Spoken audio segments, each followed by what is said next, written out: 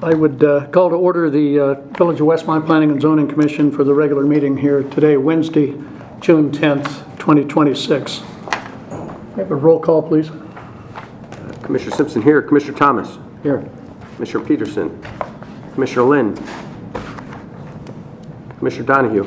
Here. Commissioner Charleston. Here. Commissioner Carmichael. Here. We have a quorum. Okay, we have a quorum. Would everyone please join me, rise and join me in the Pledge of Allegiance? I pledge allegiance to the flag of the United States of America and to the republic for which it stands, one nation, under God, indivisible, with liberty and justice for all. Don't sit down. Anybody who is going to testify has to be sworn in. So if you intend to testify, please raise your right hand and swear that any and all testimony you give will be the complete truth. So help you God. I Thank you.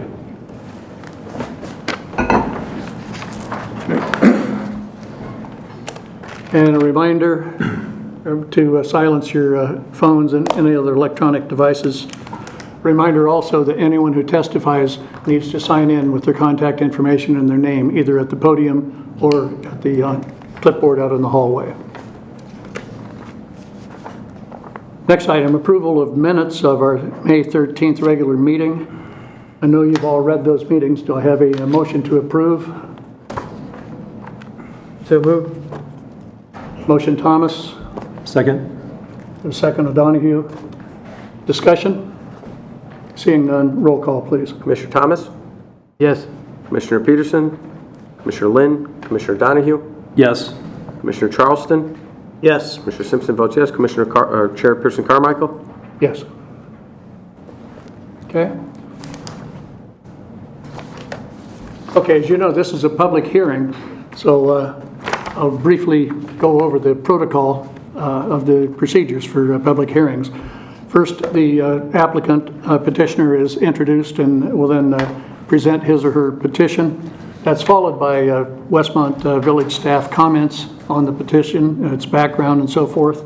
And then the public gets a chance to come to the podium and make comments, ask questions. Please all direct your comments and questions to the commission, not back to the audience. We have the village attorney here for his assistance, and when the public comments are finished, then we'll go to the commissioners for our questions, comments. The petitioner can respond to the public comments also. I wanted to mention that. And finally, after the discussion, we should get to a commissioner's vote. I would remind everyone that this commission is not regulatory. We're recommending body to the village board. The final approving authority is the village board itself. Okay, under old business, our first item this evening is PZC 010-2026, a request from 814 CRE, the petitioner, and Encore, the CW, the owner, for the property at 6120 South Cass for the following: major site plan approval for a daycare center in the C1 commercial zoning district. Good evening, sir. Good evening. Thank you, Chairman. Good evening, Commissioners. Thank you for the opportunity to come back before you. Thank you to staff for meeting with us and working through a revision of a site plan that we think achieves a great outcome for the city as well as our tenant. Just to orient everybody, this is the parcel on Cass just south of the Encore car wash that we discussed at the last meeting. You may recall the previous layouts with a clockwise and counterclockwise circulation pattern.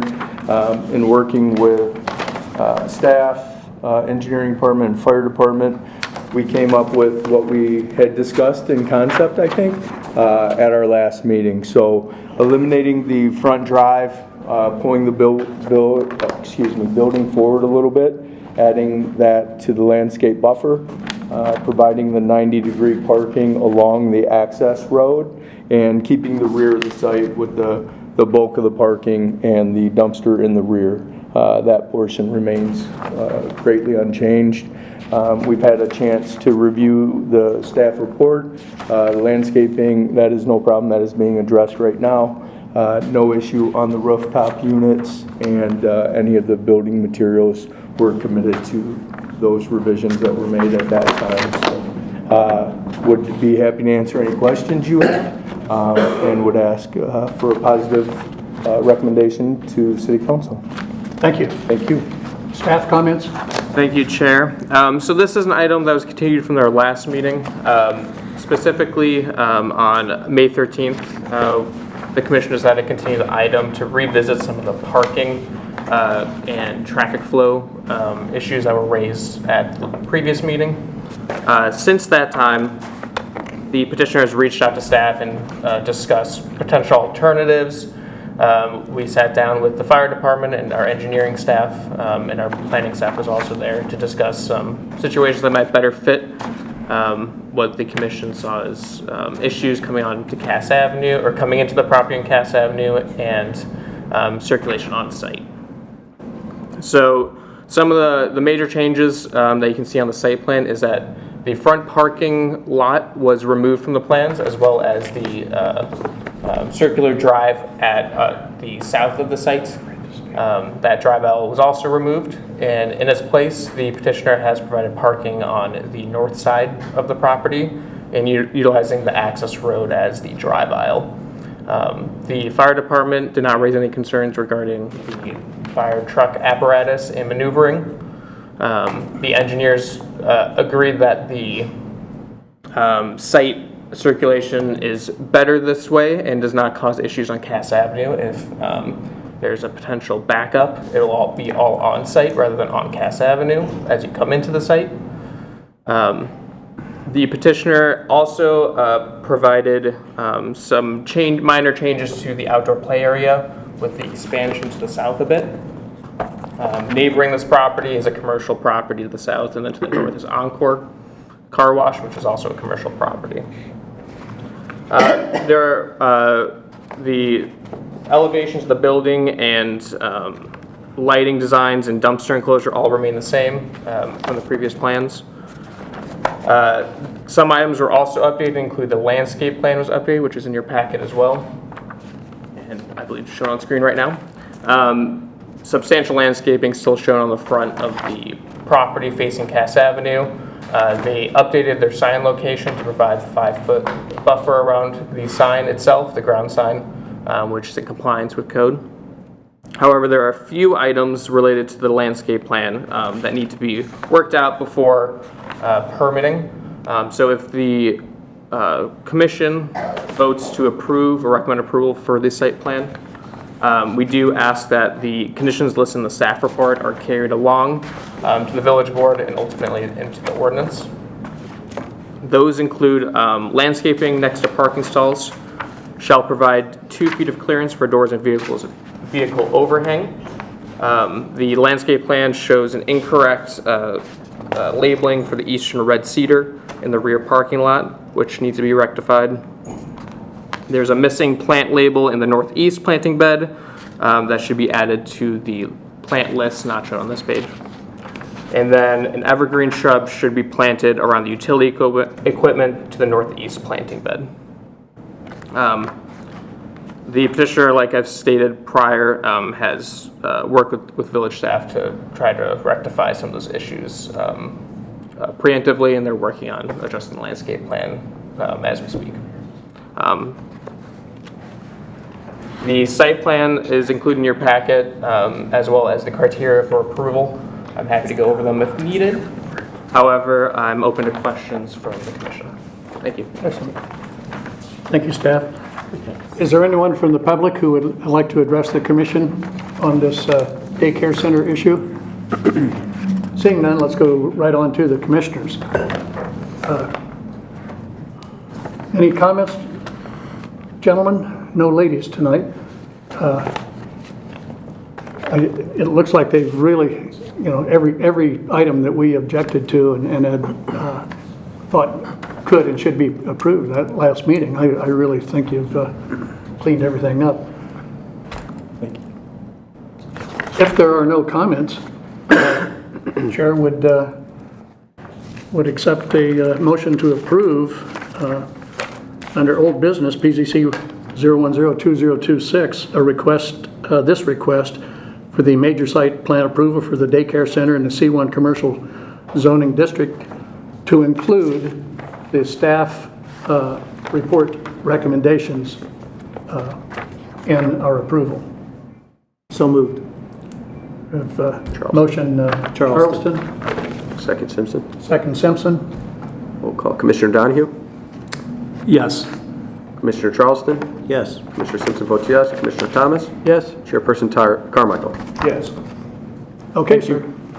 So staff will notify you when you'll be scheduled to go before the village Understood. board. Thank you very much. Certainly. Good evening. And before we get into into the new business, I would like to just tell everyone present here that, just as a reminder, that we have 3 new cases that we have to go through on our agenda this evening before we'll be considering these various downtown rezoning requests that are on the agenda and that I assume many of you are here for. So we've been directed that the public hearings for these downtown rezonings will not begin until at least 7:30 tonight. It appears there's a good chance we could finish these first 3 prior to that. If that is the case, then we will take a recess until 7:30. And then if we do that, we'll have to swear in people and start things all over again.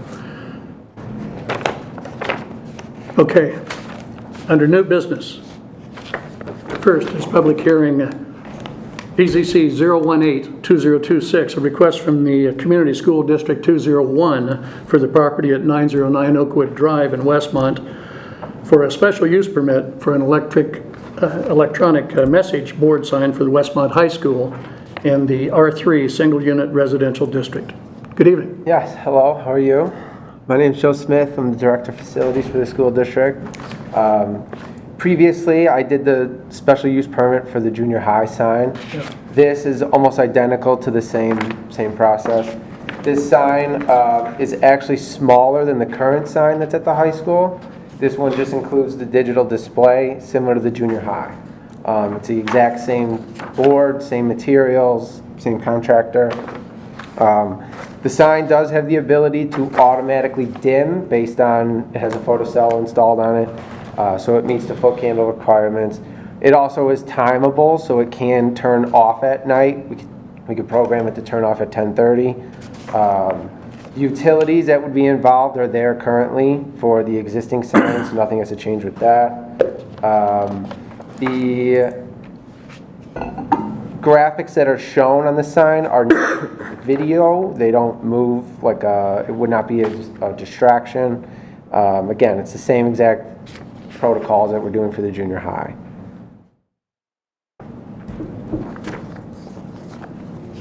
Okay. Staff comments. Adam. Thank you, Chair.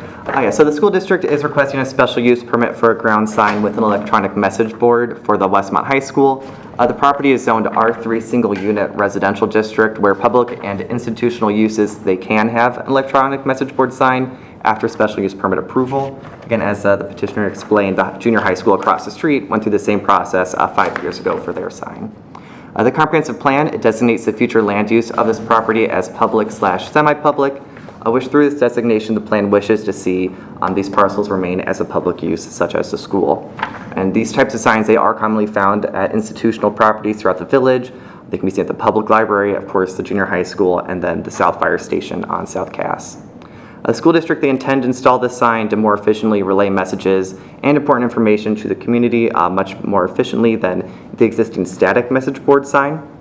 The new sign, it'll use the existing sign's support structure, allowing the petitioner to maintain the existing 12-foot street setback where 15 feet is required. Other than that, the sign meets all bulk and setback regulations for public and institutional signage. Regardless of the zoning district, all electronic message boards must comply with the display regulations that were listed in the staff report. They largely are existing to minimize impacts on adjacent properties and right-of-way users, so that way it's not distracting, and at night it's not, glaring into other properties.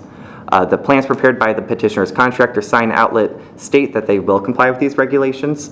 Further evidence of compliance, including the required ground sign landscaping buffer, that'll be reviewed at the time of building permit, not at, tonight with the special use. As the petitioner indicated, the sign can be dimmable and that it can be turned off at 10:30 p.m. However, there is not a formal requirement in the zoning ordinance to do so. The requested special use permit for a ground sign with an electronic message board complies with the requirements of the zoning ordinance, the recommendations of the comp plan, and is subject to the standards of special use permit approval. The findings of fact have been provided. I'm happy to go over them if there are questions. If not, that's all for staff. Excellent, thank you. Commissioners, Or we should take public comment before moving on. I apologize. Is there anyone from the public who would like to address this issue? Good. Now, Commissioners, who wants to weigh in? Go Sentinels. Okay, I have one question. Sure. Does the junior high sign currently shut off at 10:30 at night? To be honest with you, I would have to talk to the junior high ladies that program it. It does have the ability to turn off. If it's not, you can do that. Tell us about the programming. Is it just like setting an alarm clock or? No, so the programming is all web-based. It goes through like the Amazon cellular network to the sign, so it's all wireless. They're able to program each individual slide with existing graphics, different things that they can add. Lewis can help explain some of that. But again, like the brightness is all controlled by the photocell on the sign. So you would program this. My concern is that if somebody forgets, he's on vacation and I didn't hit the switch, or I didn't push the click it, and we got a bright sign all night long. Can that happen? No. So you can actually set on the software for the screen hub to automatically dim at a certain time, even if somebody's not there to do it. So you can tell it to do all of that stuff.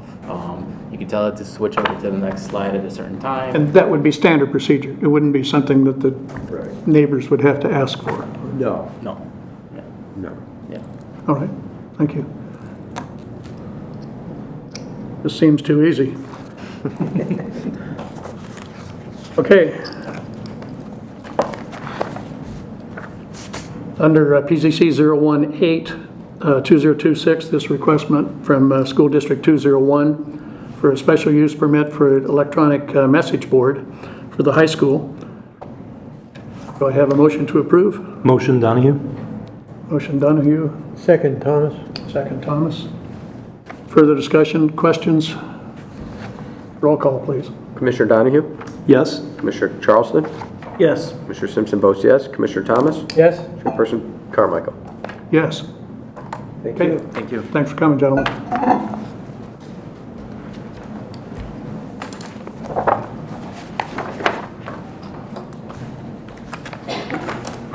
Our next new item in the public hearing, PZC 019-2026, a request from the Maj House Limited Liability Company, doing business as the Maj House as the petitioner, and Richmond Station LLC, the owner, for the property at 38 South Cass Avenue.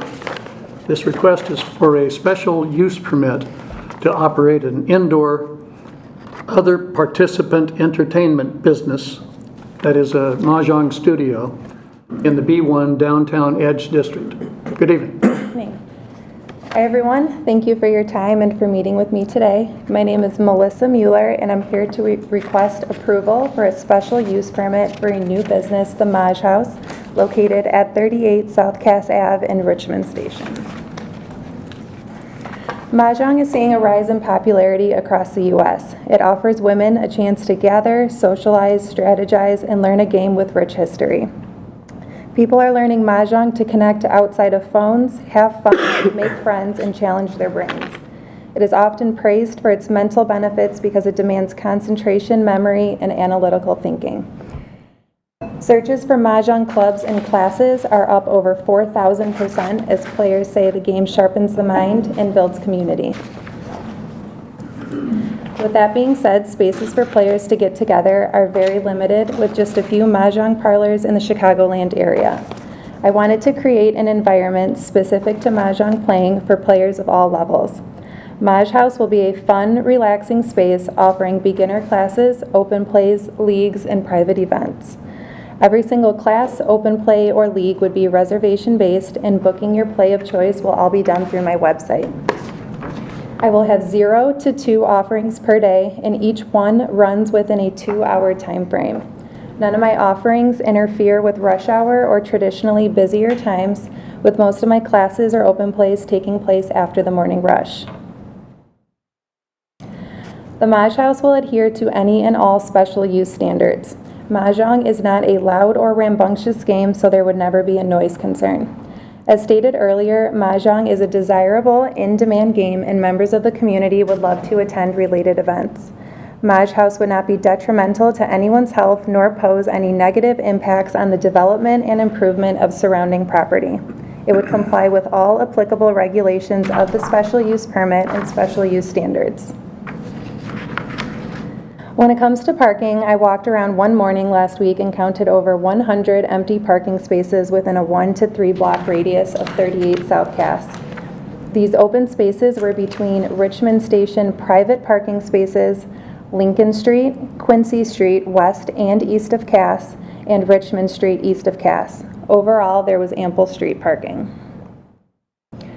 I currently reside in Downers Grove, and through children, social events, and being involved in the community, I have met many women who have expressed an interest in a local mahjong parlor. Westmont serves as a perfect central location for not only Westmont residents, but surrounding towns to conveniently get to. The Maj House will bring a lot of foot traffic and visibility to restaurants, shops, and businesses.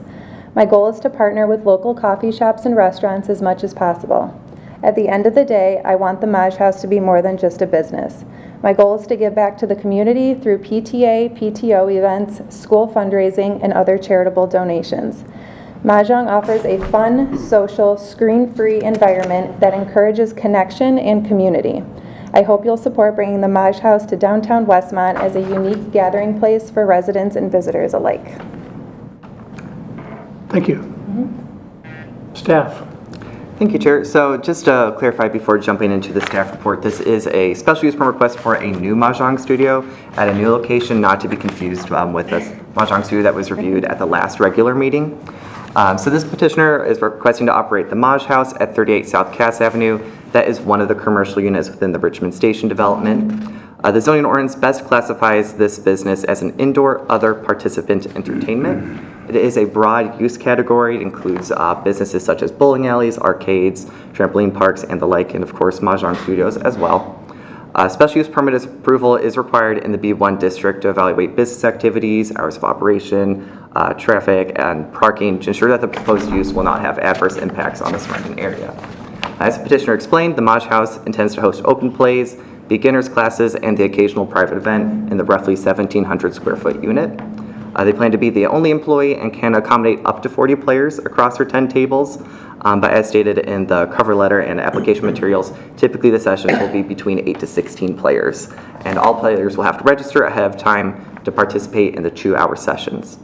The classes will be mostly held during the weekday, with occasional classes and leagues on Sunday or Tuesday nights. As the petitioner explained, Mahjong is played in a strategic, structured, and quiet manner, which should not produce negative impacts, especially regarding noise on surrounding neighbors, both in the property and in the community nearby. The comprehensive plan, it identifies the future land use of this property as downtown mixed use. This is a designation intended to provide for an appropriate variety of land uses and an active pedestrian node. Furthermore, the property is located within the downtown sub-area civic core.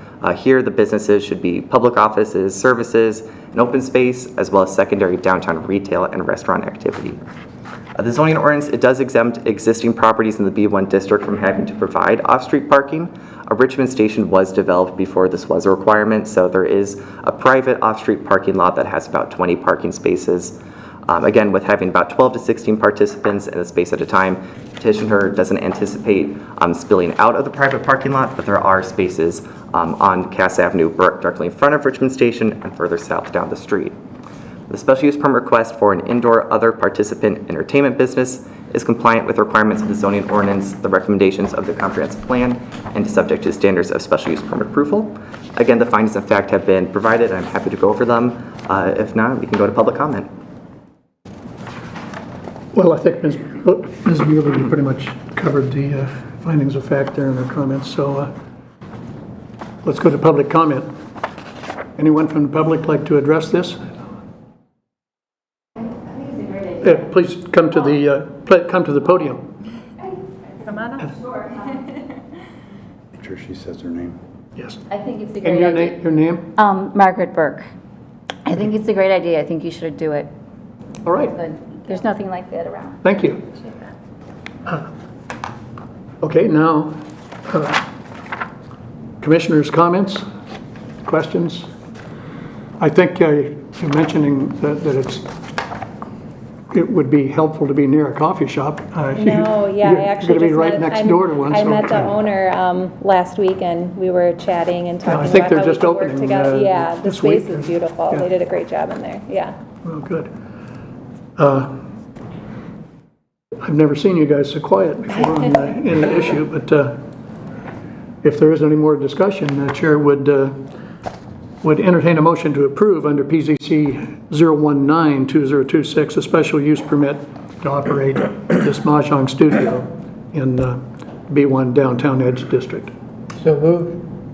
Second, oh. Tom, you were first, right? Yep, motion's okay.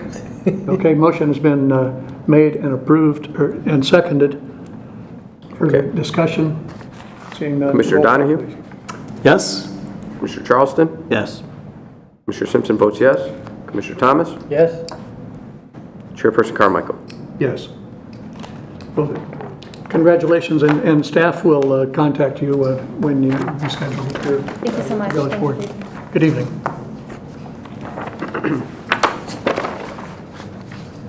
Next item of new business is public hearing case number 020-2026, a request from Mr. Richard Strohmeyer Jr. for the property at 29 North Washington in Westmont for the following: a zoning ordinance variance to the maximum lot coverage in the R3 single-unit residential district for 2 patios.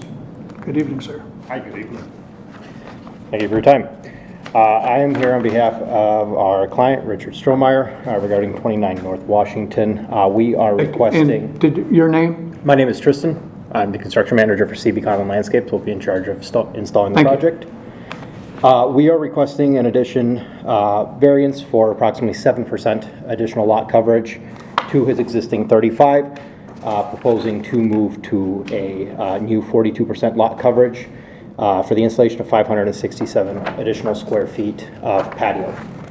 Client recently moved into the home. The house was built to the near absolute limit of property coverage at 34.93%. He does not have the ability to have any outside usable space.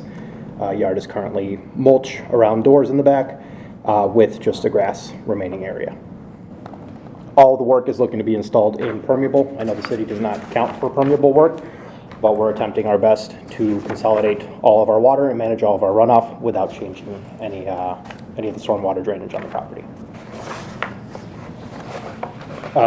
Work per our drawing is to be installed all permeable on, I believe, 12 inches of permeable 3/4 inch aggregate and chip. They'll be all permeable rated bricks in goal of containing the whole water. We will also be installing a structure above the existing or proposed patio surface, open louvered pergola. That's it. And so that open pergola, tell us about that. That's different from a roof. Correct. It is not a roof structure. It's an open slat pergola. All right. Anything else? Okay, I think that's clear. Staff comments? Thank you, Chair. So this property is located at 29 North Washington Street. It is in the first block of North Washington, just across the tracks here. The property itself is 9,000 square feet in area. It's a common lot size, 60 foot by 150 foot lot, which is common for that area of the downtown. The request tonight from the petitioner and the property owner is in regards to total lot coverage on the property. We've had a few of these, so I won't go too much in depth on exactly the specifics, rather than giving an overview of the project itself and their request. The property is zoned R3 single unit residential district. The maximum permitted lot coverage in that district is 35%. In some cases, properties in the R3 district may go up to 40% if the property doesn't have known drainage issues and is not located in a low depressional subbasin area. In this particular location, there is a subbasin located on North Washington Street that has a low depressional area, so they would not be permitted to go to 40% with that exemption from, or that authorization from the village engineer. In addition to their request being up to 42%, it's 41.8% rounded up to 42. We always round up in these cases in case of error. The 42% is above that 40% threshold regardless. The property itself was improved with a new residential home on it in 2022, 2023, around that time. The permit was approved in 2022, and the house began construction, I think, in 2023, and received occupancy around that time as well. The builder, which is not the current homeowner, the builder at the time built the property up to that maximum, or right to that maximum at 34.93%.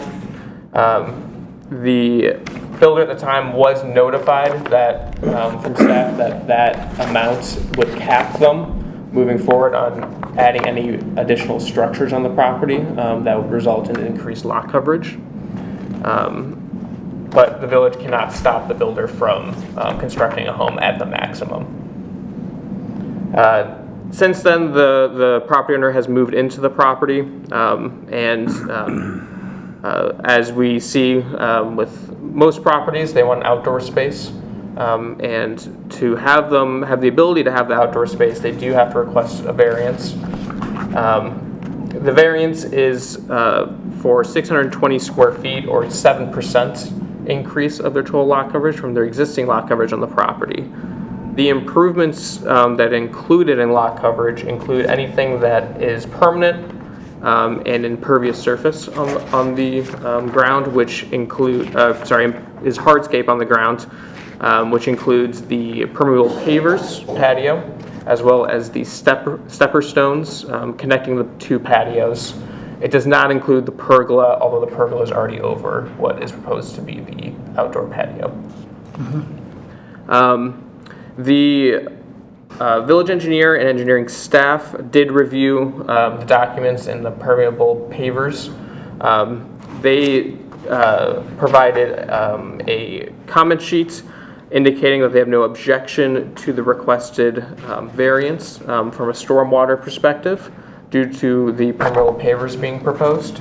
However, they did indicate that if approved, the provided or the shown pergola should not be roofed and should remain open to allow for stormwater to percolate through to the pervious pavers. The engineer also recommended that at the time permitting, the mechanical equipment is flood-proofed. Anything related to that outdoor grill area that might be proposed in the future should be flood-proofed to prevent any issues after that point. The petitioner provided responses to the variance standards. The findings of fact are provided to the commission as well. I'm happy to go through them, but I am open to questions from the commission and for the public to speak on the item. Thank you. Is there anyone in the public who would like to come forward and address the commission on this? Seeing none, we'll go to the commissioners. Commissioner Thomas, go ahead. Does the petitioner agree with the engineers, the village engineer, about pergolas and the water? Correct. So the pergola will be fixed open, will not be a closed roof, so all the water will be designed to percolate through the pergola into our base and be self-contained within our base, so that we're not producing stormwater runoff from either it or the patio below it. Okay, thank you. That's all I have. John? Do we have to amend it to make sure that it's only allowed for permeable pavers? So that in the future, if it gets changed, we're not, I want to make sure we're doing it the right way. So based on everything you said, flood-proof, permeable pavers, open slate, I don't have an objection to it. If they're good with it, I'm good with it. But if they change that, I don't want them to be able to roof it and then change permeable pavers. And For staff to have the ability to require that, it would have to be an amended motion to include those requirements. And then the village board ultimately would have final approval on those. And so oftentimes when the petitioner presents a plan that has permeable pavers, a pergola that's open, you're basing your approval on that submission. Just like if someone says, I want to build a new building, and you're approving that based on their submissions. You don't have to specify that your approval's based on that. Yeah, but I do believe that since it's in the staff report and they did submit that this will be permeable pavers and will not have a covered roof, that can be included in the ordinance without having to make a separate motion to require that. Perfect. There are actually 2 patios here, right? Correct. And the total square footage, including the little pathway, is 620. What are the individual square footages of the 2 patios? So the individual for the larger patio that you can see here in this area, individually that patio is counted as 423 square foot. Okay. The smaller patio itself is going to be counted as 144 square foot. Gotcha. And so, if you were just asking for the larger patio, then you would be a hair under 40% lot coverage. Is my math approximately right there? I would say approximately, but I'm not great at quick math off the top of my head. Be right around there. Right. The reason for the ask for both patios is that there is exterior leading doors, both for the garage for the smaller patio, so it's to serve as a landing that communicates directly through the garage, and then we have the main exit on the larger patio. Yeah, understood. It lends itself to discussion whether or not you could just simply run the walkway to the garage as opposed to having an entire patio behind the garage, right? It would be my preference to see the lot coverage stay under 40%, and I realize that would mean that the second patio behind the garage might not get done, but it certainly would be my preference.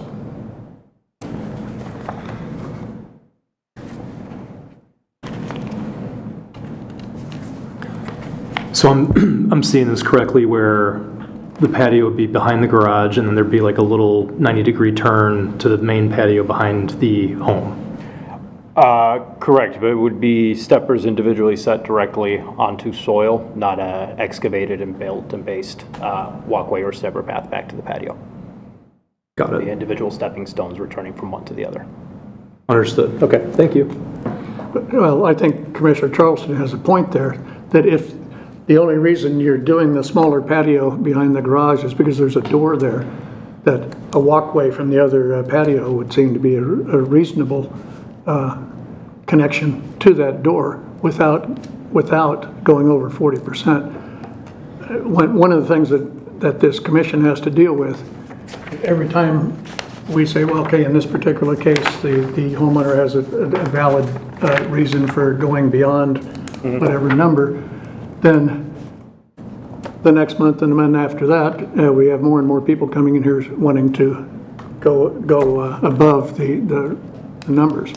So that's why I think this is a legitimate thing to discuss, doing one patio with a walkway.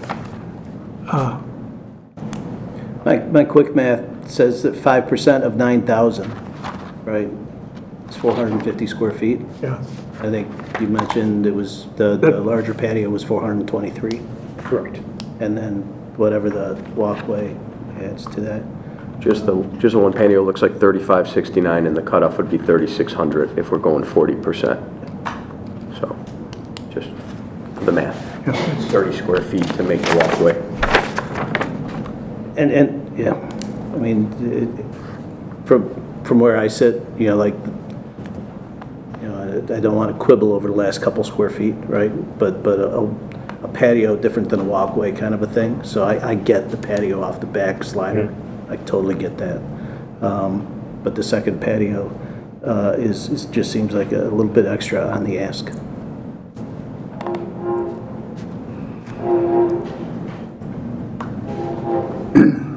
All right, So, yeah, if we could ask for at least for the preliminary patio, I think we could move forward with that. in the meantime. I think the board would, or the commission wouldn't have any problem at all recommending approval of the main patio with a walkway. If the owner is willing, we could. Do I see a comment on your face? Greg, So, John, would this be the amendment to allow 40% contingent on all the same factors? This Yeah, would be the I think amendment. then you'd amend the motion to approve conditioned on the removal of the patio and is a replacement with the walkway. Yeah. Not to exceed 40% of the lot coverage area. 40%, yeah.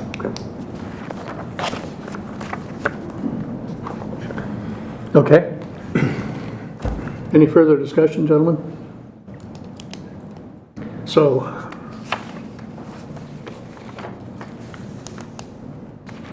under PZC 020206, this request for the zoning ordinance variance for the maximum lot coverage for 2 patios, to have a motion to approve with amendment to single patio and a walkway not to exceed approximately 40%.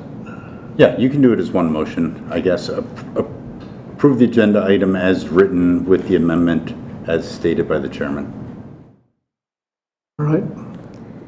Motion Simpson? Second. Second O'Donoghue. Further discussion? Roll call. Commissioner Charleston? Yes. Commissioner Simpson votes yes. Commissioner Thomas? Yes. Commissioner Peterson? Absent, sorry. Commissioner Donahue? Yes. Chairperson Carmichael? Yes. Now, staff, if you were to go, if you gentlemen would go before the village board with, you could still go with the same request and our recommendation you've got, but it doesn't mean that maybe the village board would accept 2 patios.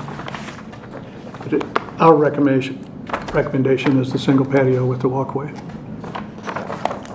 And we'll be in contact after the meeting. Sounds good. Thank you all. Thank you. Thank you.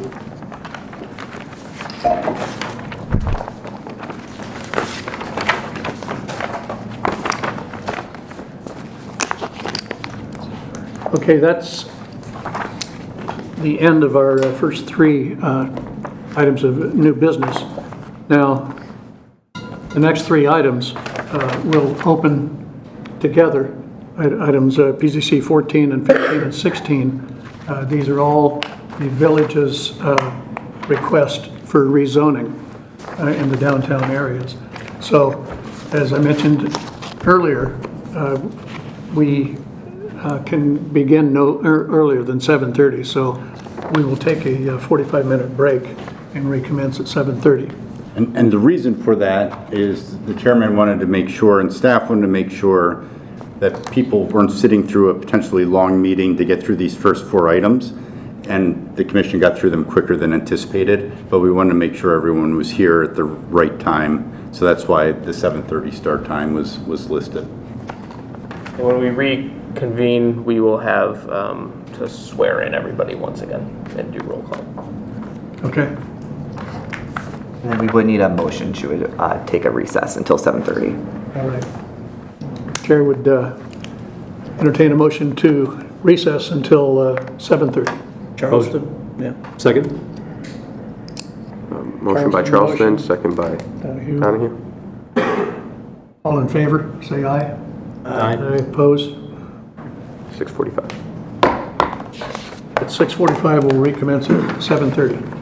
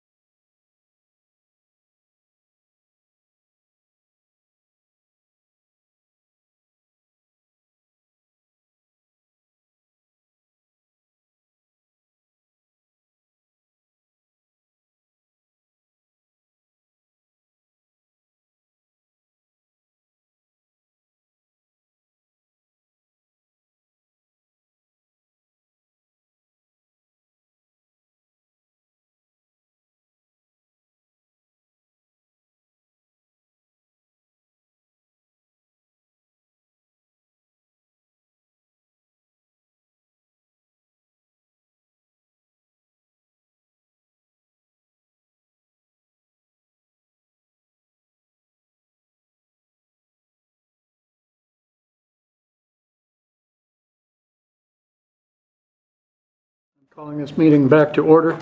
We have a roll call, please. Commissioner Simpson, here. Commissioner Thomas. Here. Commissioner Donahue. Here. Commissioner Charleston. Here. Chairperson Carmichael. Here. We have a quorum. Okay, I have to review public hearing procedures again. Standard procedure is the petitioner, which in this case is the Village of Westmont, will present their petition. There are also staff additional comments after that, and then the public will get a chance to weigh in on these issues. Then the commissioners will discuss and vote on these numerous issues one at a time. So I'll first open the public hearings on cases 014, 015, and 016 concurrently.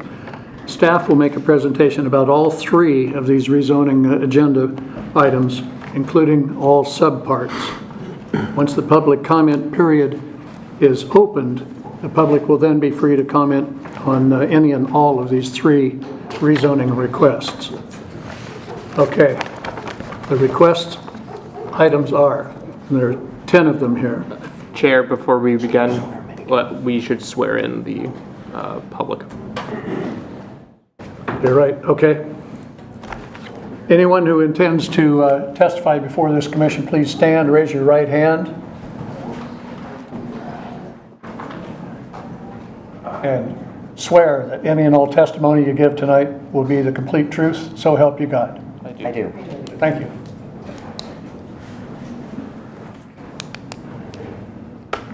Quick question. Can you specifically point out so we can find it, the items that you are selecting and follow along with that, please? Like the ones you just He will be reading them one by one. I will be reading each and every one, but I'm not sure we have the same document that we're... Well, are you put on your screen? Or on the screen like you did the other? We have the presentation ready from the screen once you read all the items. Okay. They'll be on the screen once the items are read. Thank you. Okay. The requests from the Village of Westmont are for the following 10 items. First, a zoning map amendment to rezone the properties from the B1 Downtown Edge District to the B1A Downtown Core District, as listed on the agenda. Second, a zoning map amendment to rezone 20 through 26 East Quincy Street from the N1 Limited Manufacturing District to the B1A Downtown Core District.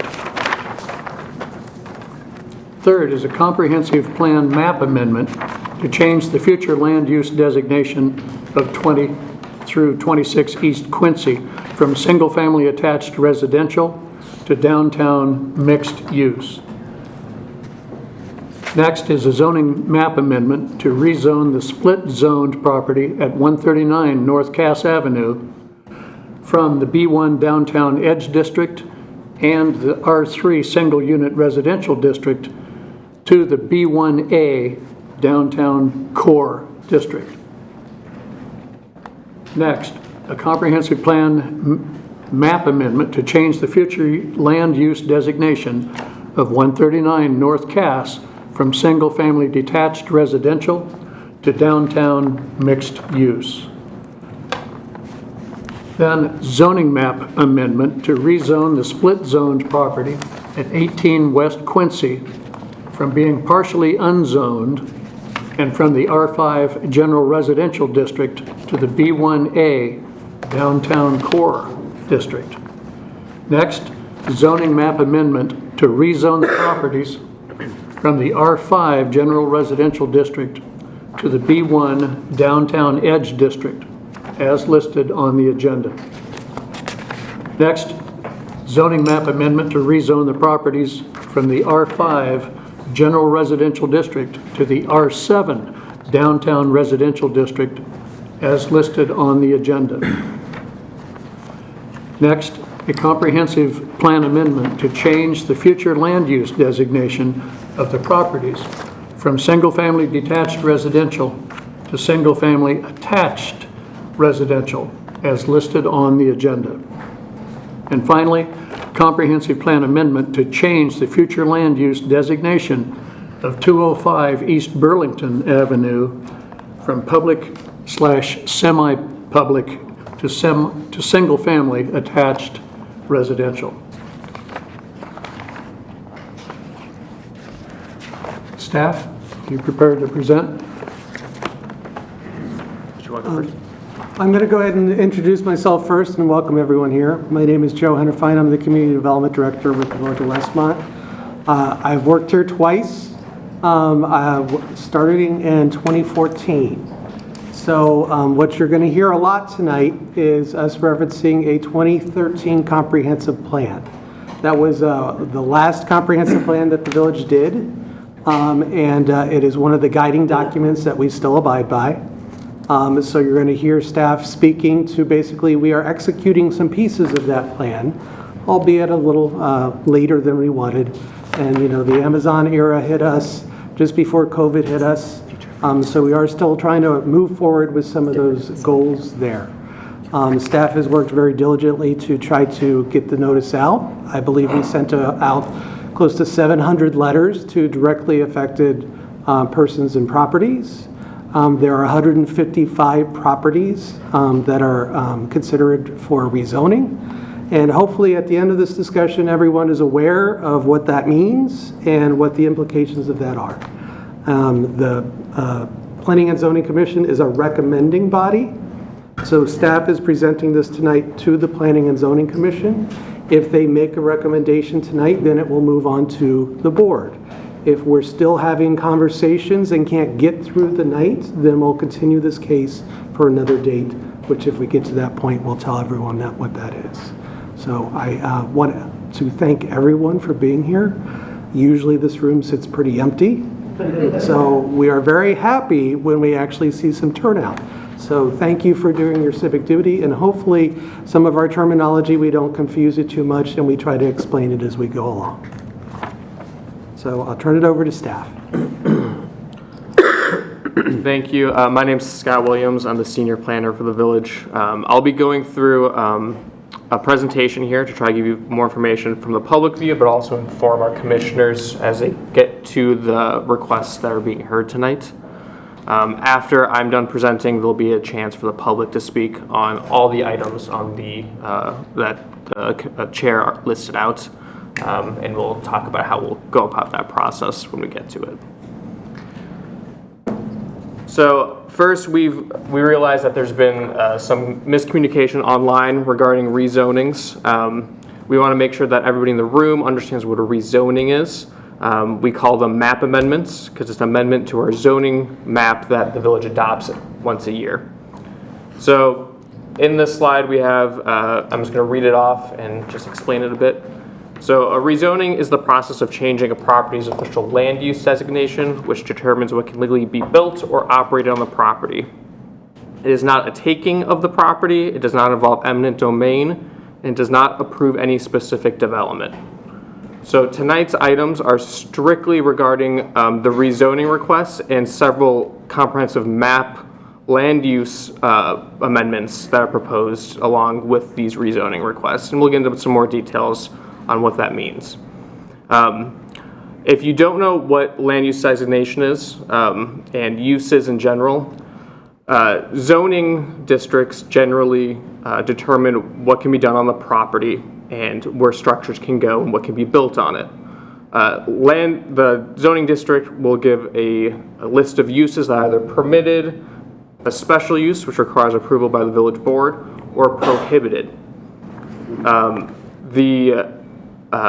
Bulk standards, which are in the zoning ordinance, determine what can be built on the property and how it can be built and where it can be built. So that includes height, setbacks from streets, and in this case for the downtown zoning districts, we have specific guidelines related to building materials to narrow the scope on what the village wants to see in those downtown specific zoning districts.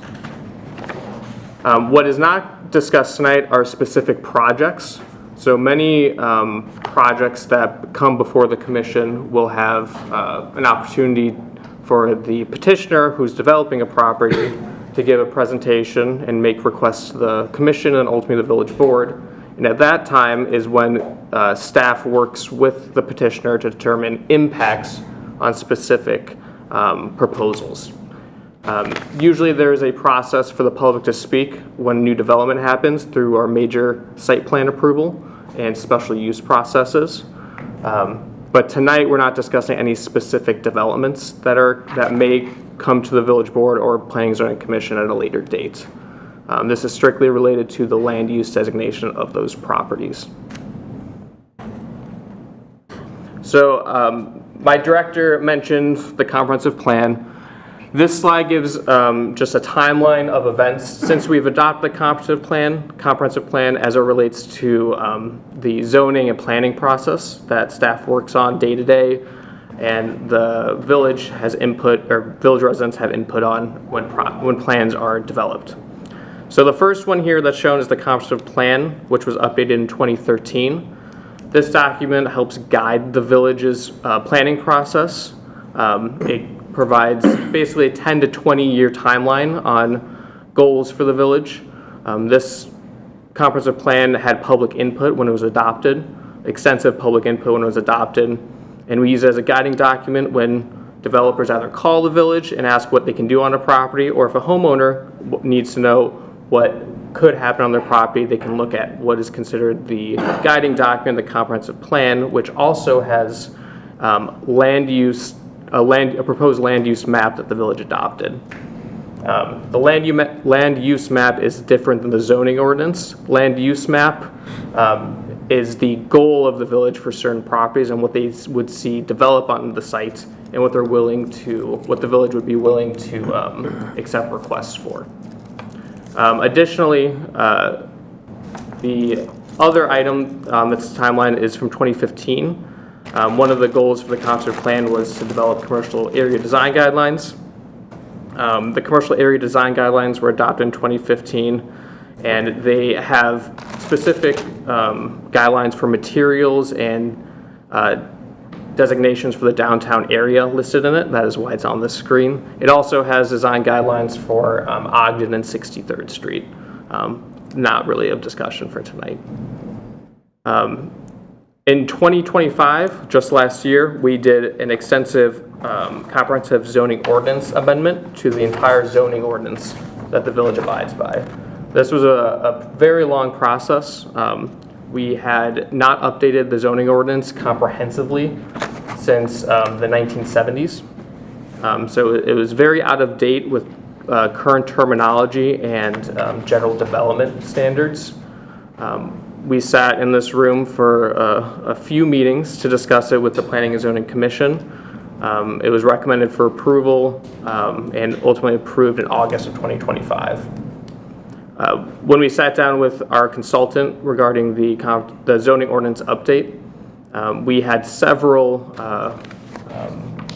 recommendations from them to move forward with some of the specific zoning districts that are being proposed tonight. So it's an extension of not just the comprehensive plan, but also our zoning ordinance text amendments, where we created some districts. And then the last thing on this slide is that what we're talking about tonight, which is the downtown rezoning public hearing items. And as I said, there will be an opportunity for the public to speak on this. So on this slide, we have the 2026 downtown Westmont zoning map. So it's a portion of the zoning map that is already adopted. This was adopted earlier in the year. Every year the village is required to adopt a zoning ordinance per state law. And this was the one that was adopted. You'll see that right now the downtown zoning or downtown area is split up into 2 to 3 zoning districts as shown here. This first one that's shown is the B1 downtown edge, which is this pinkish, darkish salmon color, which goes from, I believe it's, if I can read clearly, Dallas Street all the way up to Naperville. And it spreads a little bit on Quincy and Burlington as well. And then the R5 zoning district, which is that dark orange color, which is general residency district. So in the current code, the B1 as shown here, can allow up to 3 stories in height for buildings. It can allow for mixed-use buildings or apartments. Those are both permitted in that zoning district right now. In the R5 district, the general residency is very encompassing of a lot of residential uses, going from single-family homes all the way to multifamily or multi-unit, which is what we call it now, multi-unit complexes. It also allows for or attached housing and then other variations of residential uses, such as group homes.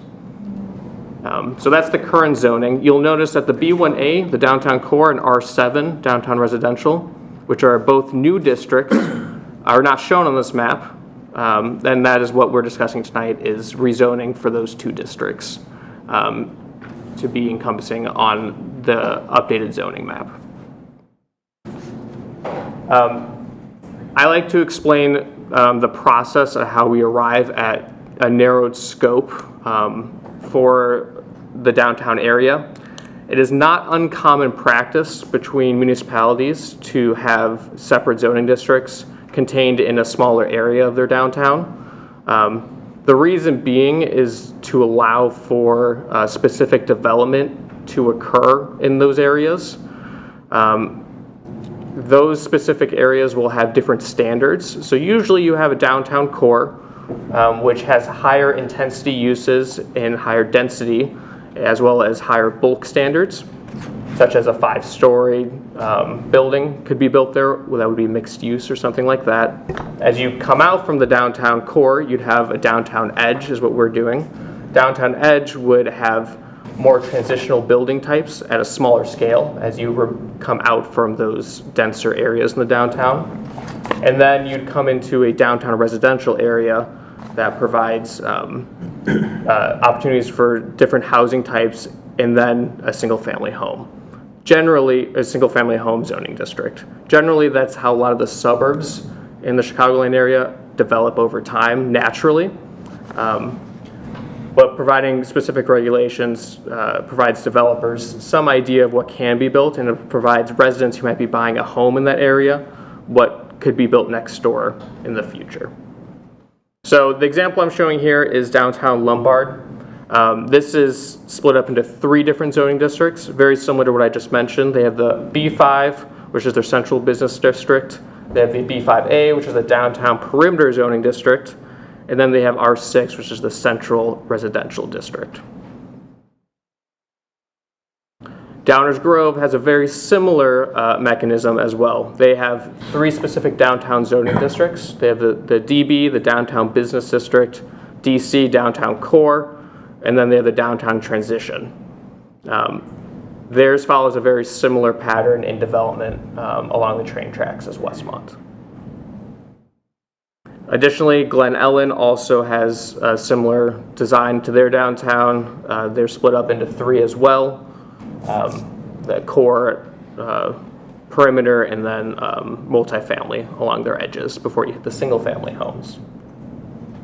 Lyle also has this, as it's a very similar makeup to Westmont's downtown, very linear in nature.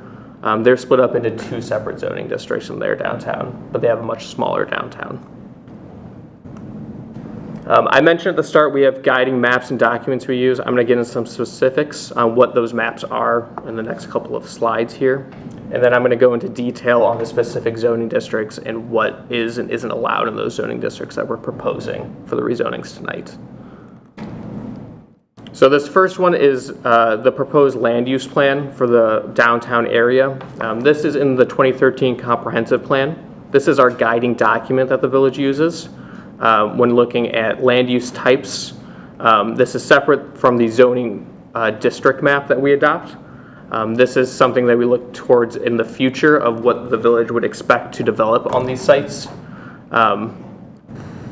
Sometimes the zoning districts do not match what is shown on the land use plan map because it is a guiding document.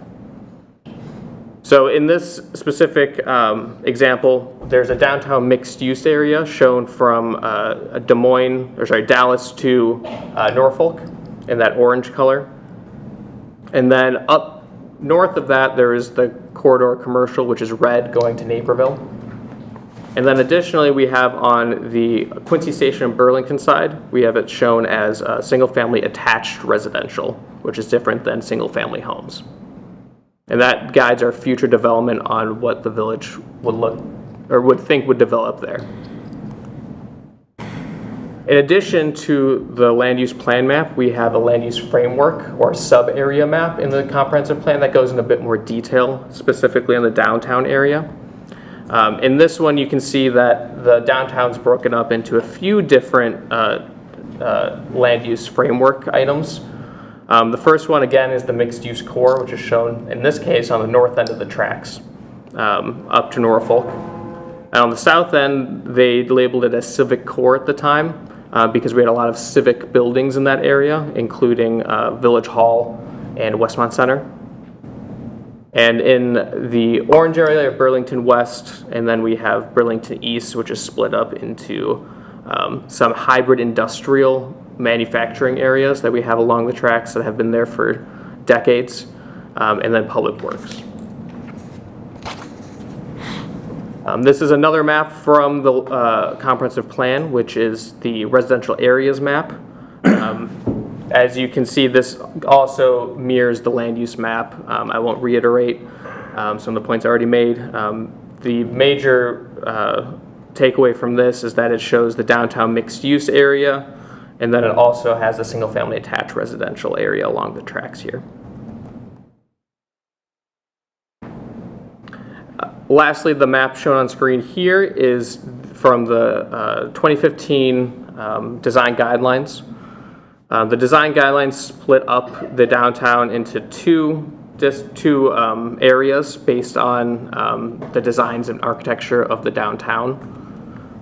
One is the downtown core that is unique and historic in character, and it has some older buildings, but it also has a lot of opportunity sites, as noted in the comprehensive plan, where if new construction were to happen on those sites, we would want those to be mixed use per our comprehensive plan.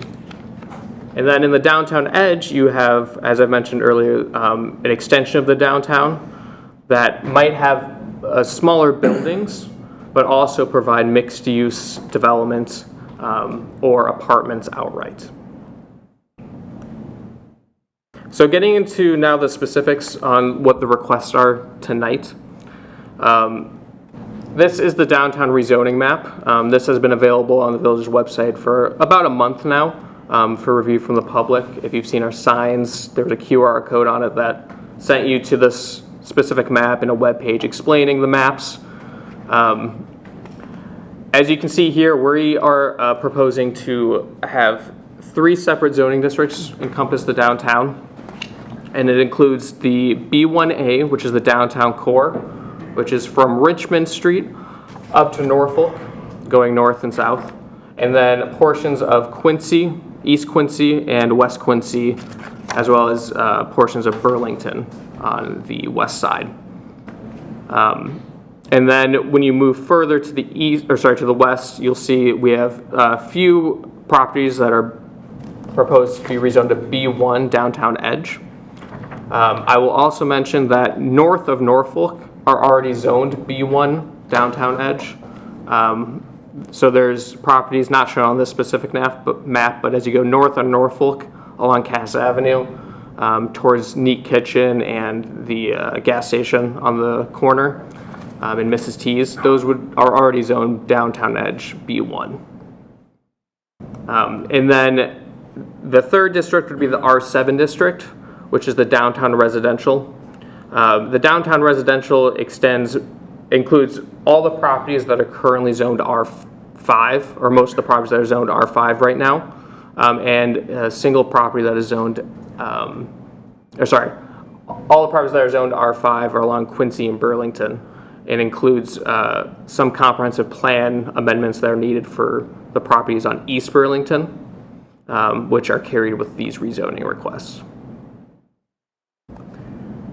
So the downtown core, the B1A, This district is intended to maintain and enhance a vibrant Main Street storefront development pattern within the central business district. This is where you would want to see the most activity in your downtown, where you'd have outdoor dining, you'd have a lot more activity in the windows, retail, and restaurants usually take up those spaces in the downtown core. And then normally you'd have a mixed-use building, and the upper floors would be residential or somewhat of a commercial-esque use. So the example we use normally is the one building in our downtown that is at the corner at Quincy Station. That is a mixed-use building that has a first floor commercial use, and then the upper floors are for residential. In the downtown edge, the B1 district, it's intended to be more flexible, allowing a wider mix of supporting uses in the downtown area while still maintaining a high level of walkability. Again, this is where you'd see smaller buildings in the downtown edge as you come out from that core that can have more service uses, more general uses, and apartments and multi-unit developments as standalone. If you go north on Cass Avenue, historically that's how the village has developed in the downtown. You'll see a mix of those building types, typologies, including apartments and commercial buildings going from 1 to 3 stories. The third one here is the downtown residential. The R7 district, which is primarily intended to accommodate residential uses in a variety of building forms, and is further intended to accommodate the transition from the downtown area into low-density residential neighborhoods bordering the downtown. As I've mentioned, not unique to Westmont, many suburbs that have train stations have a downtown area, and then it immediately transitions into single-family residential properties. To provide some, to reduce the juxtaposition of bulk or taller buildings next to each other, next to single-family homes that may have a higher impact on those properties. Usually you have a transition district that slowly lowers the building heights in bulk and density before you hit the single-family homes. This slide outlines the allowable building forms and typologies.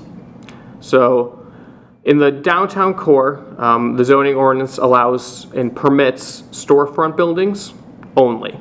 So storefront buildings, and I'll get into this a bit in some of my other slides after this. Storefront buildings are those mixed-use buildings where you have commercial on the first floor and usually residential above. In the downtown edge, the B1, you have storefront buildings and general buildings, both are permitted. In the downtown residential, you have general buildings, row buildings. Oh, sorry, that I think is not correct. Apologies. The downtown residential allows for, oh no, that is correct, sorry. General building, row building, and allows for existing single unit houses, your detached single family homes, to be permitted as they are currently. Any new single-family home would require special use, and they would have to come to the commission for approval. But existing homes can remain, and you can allow for additions as you've been allowed to throughout the years. There's no additional requirements for improvements to the property. Fencing, patios, additional structures would still be permitted. What's allowed there? Storefront buildings are allowed in the downtown core, the B1A district, and downtown edge, B1 district. The downtown core allows up to 5 stories in height as permitted. That doesn't mean a developer can't come in and ask for more. They would just have to go through a variance process if they wanted anything higher than that. The village has historically been comfortable with up to 5 stories as they've approved projects that have been 5 stories in the past. The downtown edge, the B1, would only allow up to 3 stories in height, and that is currently what is allowed in those in the B1 district properties that are currently Zone B1 on Cass Avenue. That has historically been the limit, was up to 3 stories prior to the zoning ordinance update. As mentioned, storefront buildings usually have a ground story that's commercial, and in the zoning ordinance, we have higher design standards in materials that must be used for these type of buildings. They are somewhat of the entrance into the village from the train station, and we do expect that these buildings have the highest quality material. We have a list of design guidelines within the zoning ordinance that would require that. And then the first floor would be an activation space of some kind with commercial, as I've mentioned, and larger windows to show activation in the downtown and create a walkable environment where people want to be outside eating and have the activity space. So you have activities within the downtown. General buildings are your normal apartment or commercial building that might just have a single use, or it could be mixed use. So the upper floors could be for residential, while the first floor remains single family, or sorry, not single, could remain commercial.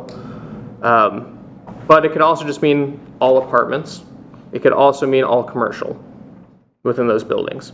This is currently what the B1 allows and has historically allowed as a permitted use. And again, those buildings would be up to 3 stories in height, permitted. They would have to, any developer that would want a new or higher height than that would have to come in and make a request.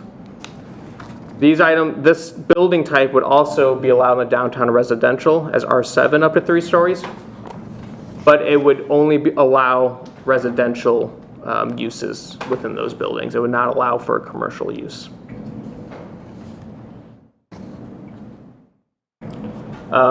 Row buildings, or townhouses as people also call them, are attached housing. In our case, we call them multi-unit residential use. This is historically what you see along the train tracks when you get into a transitional residential area. You'll see this if you go towards Clarendon Hills. They have attached row homes going into their downtown. And then in Downers Grove, they also have them along their train tracks coming into the downtown. These particular building types would be allowed up to 3 stories in height, and they would have to be fully residential. R7 also, as I mentioned, allows for detached single unit homes. That's your single family homes. The list here on the left side is the bulk standards for the R5 district. So existing single family homes, detached homes, as I said, would still be allowed to operate how they've always operated.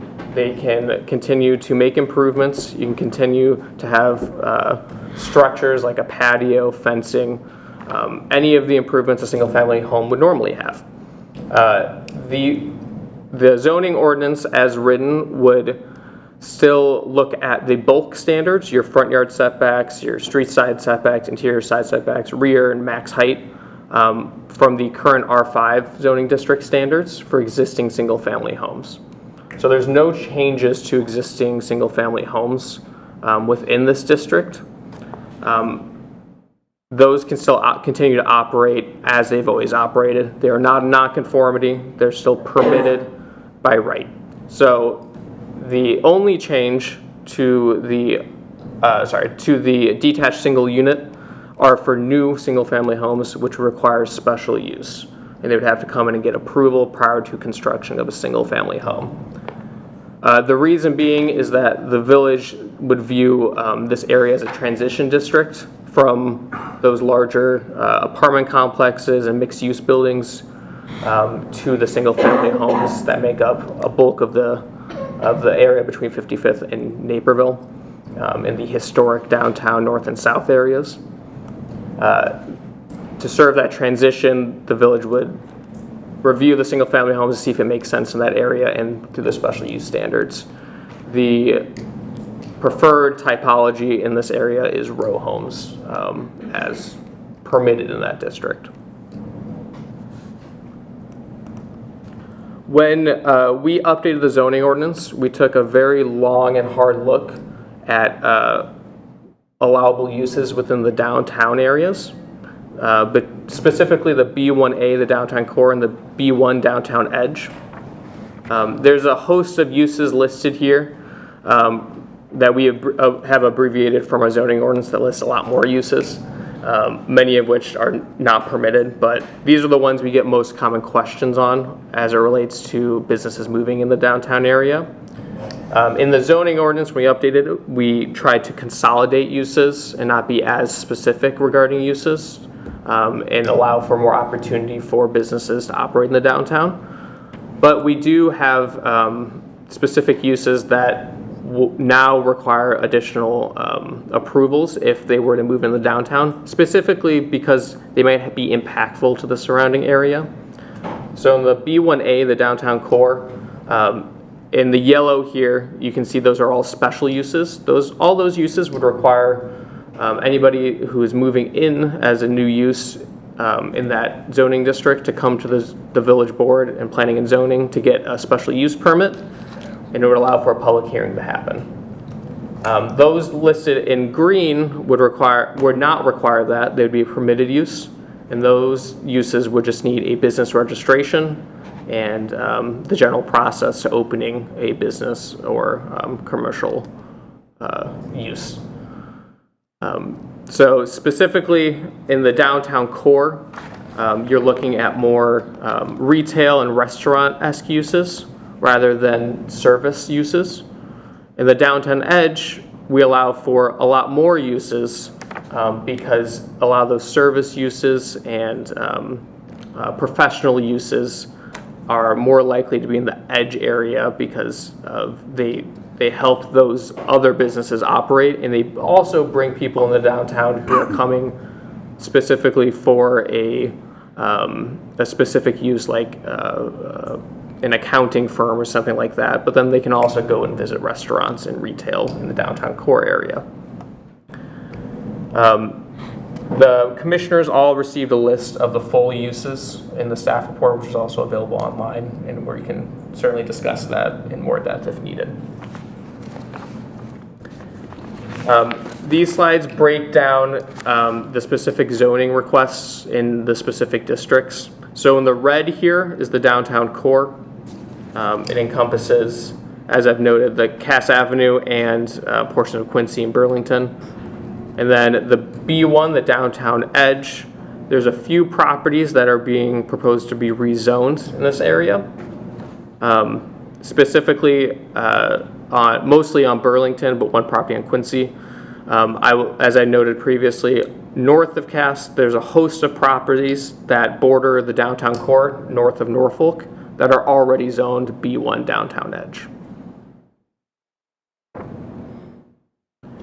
And then the last public hearing item was the downtown rezoning request for the R7 district.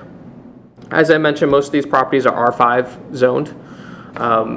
They have currently in the R5 allow for a host of residential uses, including apartments, attached housing, and single-family homes.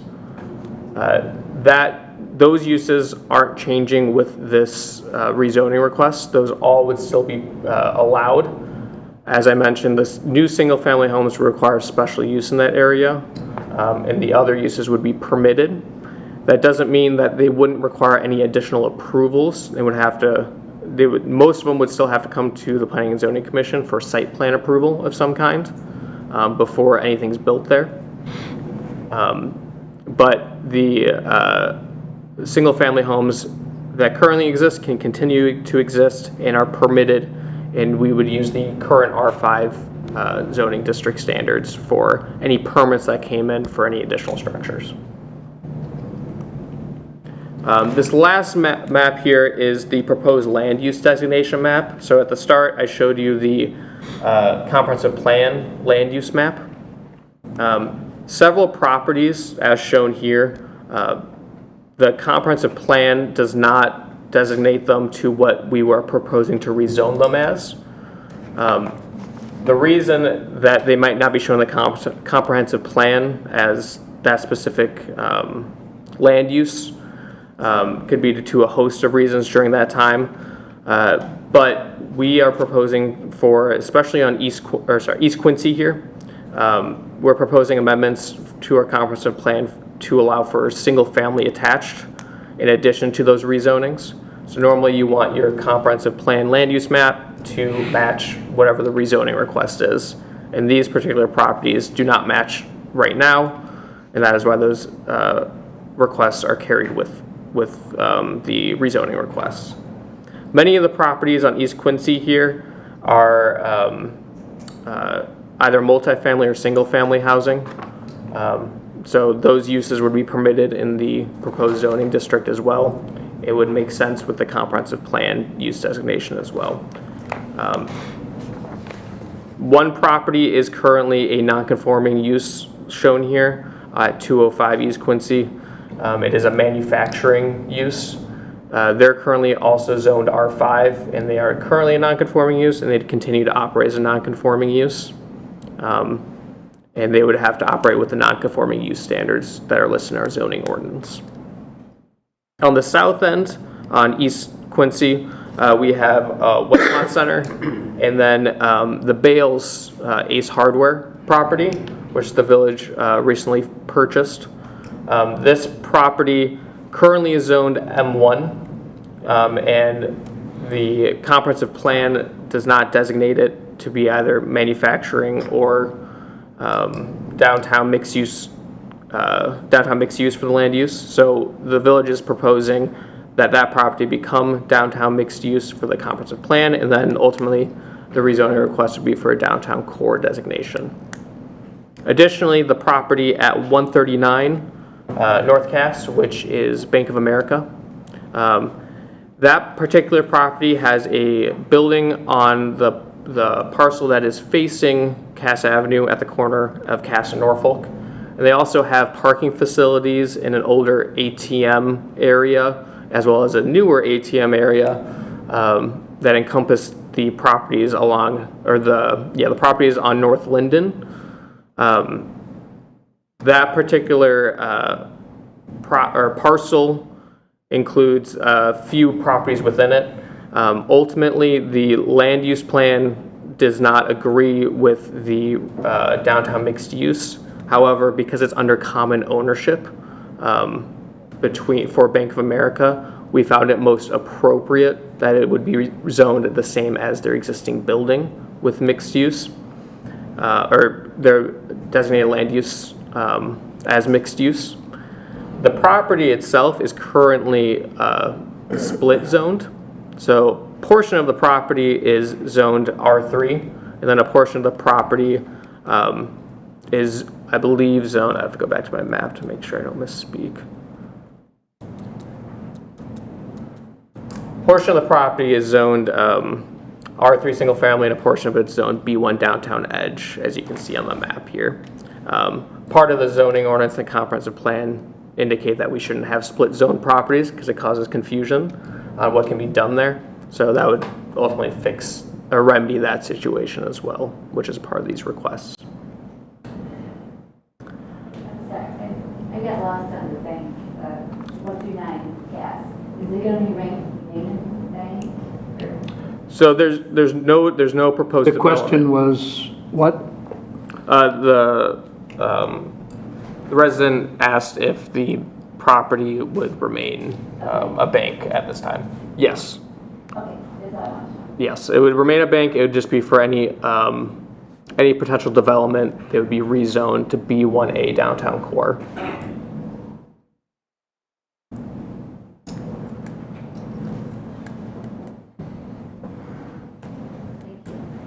No problem. That is all I have for the commissioners. We provided a very extensive staff report that lists a lot more that I didn't think into with specifics, including the whole list of uses, bulk standards for each zoning district.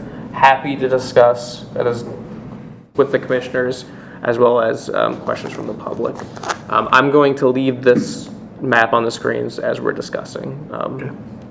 All right, thank you. And yeah, you will. So with the completion of that staff presentation, we would now like to hear comments from from those of you in the audience, and it's your opportunity to tell us your opinions and your feelings. I would request, and I would say that I'm going to restrict each individual to 3 minutes of comment so that we can get all of you to the podium. And I ask also that you please try to avoid repetitive comments such as, I agree with what the previous speaker said. We really get nothing from that. But please do feel free to use all of your 3 minutes allotted. And staff will respond to your specific questions as well. Mr. Chairman, I would say if we get through everyone's comments within the 3-minute limit and time permitting, or whether this hearing has to be continued, be an opportunity for residents to come back up and speak for a second time. I think the chairman wants to make sure everyone gets a chance to speak at least once. That's the initial 3-minute limit. I agree. I don't object to that. I just want to make sure that everybody here does get a chance if time permits tonight. And once we close the public comment portion, the public hearing is closed, and the commissioners will then will take over, and we're going to take these items one at a time, discuss them, vote on them one at a time, and move on to the next. And I remind you that the village board has the final decision-making authority in all of these requests. Given that there are so many people, I would request that we just start with the front row, from your right, the east side of the room, move left through the front row with comments, going to the second row and full and continuous. So who in the first row? Good evening, sir. You go first.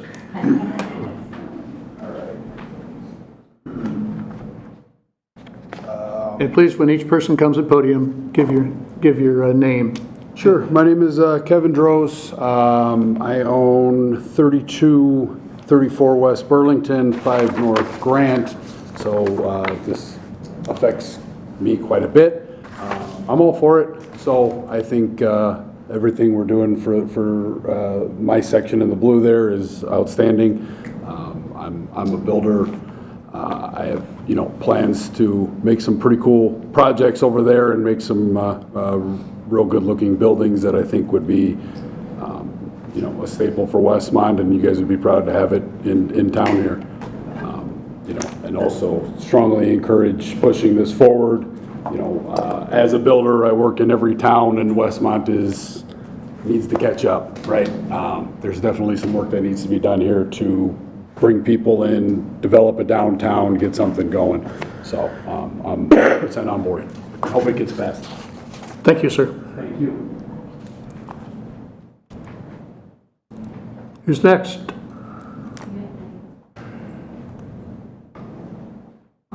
Okay, ma'am, please.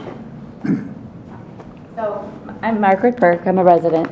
My concern is sounds like a lot of development I think, my house in particular has a huge flooding problem, which many houses do.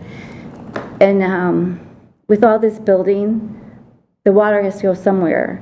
And if you keep on using up all this space, where's it gonna go? I'm already in a low spot. I don't want to be, I'm already an island. My house has been described as that, so I just want to know what you're going to do for a homeowner. I know you do a lot of things for a business, but I don't know about a homeowner. Do you have a staff response? I will just mention that your concerns are well received. We know that not just Westmont, but DuPage County as a whole is a wetter area. Right. And a lot of other areas in Illinois. Specific developments as they come and approach the village, as a staff, we sit with them to determine what would be required based on the impacts of each development. Mm-hmm. So it's on a case-by-case basis. Right. That doesn't mean that the village doesn't also take the opportunity to alleviate pressure through public improvements and capital improvements. Mm-hmm. But on a case-by-case basis, as developments proposed, There are standards, not just with the village, but the county, for stormwater regulations that must be kept on site, on the property, and must be built knowing those impacts. So when they meet with the village staff, we go through those impacts, and when they're proposed in front of the commission, we talk about those impacts as well. Okay. Well, just my biggest concern is I'm a senior citizen. Like, that's my, I can't sell my property. No one's going to buy this house. And I don't, it just seems very hard, so. Thank you. Hi, my name is Jim Fernandez, and I'm at 39 East Quincy, and I believe this is the first we've heard of Bales and the place next door to Bales, which is just a lot, being zoned as downtown core. It's going to be the core of downtown, and that extends so far to the east, much further than any place else on that map. Why? You're going to put like the 5-story apartments that are down here down my block? Do you know what that's going to do to Quincy? And you need to widen the street, make it 2 lanes or something? I don't know what you need to do, but there's going to be so many people there, and it has never been like that before. Oh my goodness. What do you guys, why did you choose such a long distance from Cass for downtown core? Would you like me to answer? Just want to make sure. So those particular properties, Bales, as I mentioned, were purchased by the village for redevelopment of the property. This particular request for the rezonings is not specific to a specific development occurring on the property. That would come at a later time. Oh, sure. What would be proposed, and there'd be an opportunity for public input regarding that. Understand. Why does the core extend so far out to the east past every place else in Westmont? So when you go back to our land use plan for the sub area, right here, or sorry, the design guidelines. This particular document shows that it should be included as downtown core in the 2015 design guidelines. It's obviously open for discussion on where that downtown core should end, but this is part of the reasoning behind it, is we have some maps that had public input, and that's what we based it on. Obviously, the commission has the ability to make changes to what we're proposing here tonight, so that's what this discussion's for between the commissioners. You have my opinion. Thanks. Thank you. Anyone else in the front row? Hi. Hi. My name is Stephanie Kilpatrick, and I live at 141 East Richmond, 2 houses away from Veterans Park. Bing! So, which is what we hear every night. So, I'm also a real estate attorney of many decades and have worked in all kinds of aspects. I currently am a real estate manager for one of the state agencies. So I have worked in all sectors. I worked for a developer who kind of made Fishers, Indiana become a national hot spot. So I've worked on the developer side as well. And I also lived in Raleigh, North Carolina, and did residential and commercial transactions for 20 years. If you're aware of what happened in Raleigh, North Carolina after I moved from that, it is development gone badly. It's way too high density housing and all over the place. So my comment would be coming from my, I think, balanced perspective, if I can say that. I don't think you want 5-story buildings north of Irving. I think that this cross that you have right around the train station makes a whole lot of sense for high density and for mixed use, but I would think you would want to generally start to decrease your height after Irving, maybe that 3-4 stories if you had to get some parking in there somehow. I don't know, there's not a lot of discussion about parking behind Cass and how that's done in other towns and things, so that you don't have parking garages on your main drag, but you actually have parking for people who are coming to town. Those are my comments. Thank you very much. Would you like to respond to that, Scott? No, Commissioner. Okay. Second row.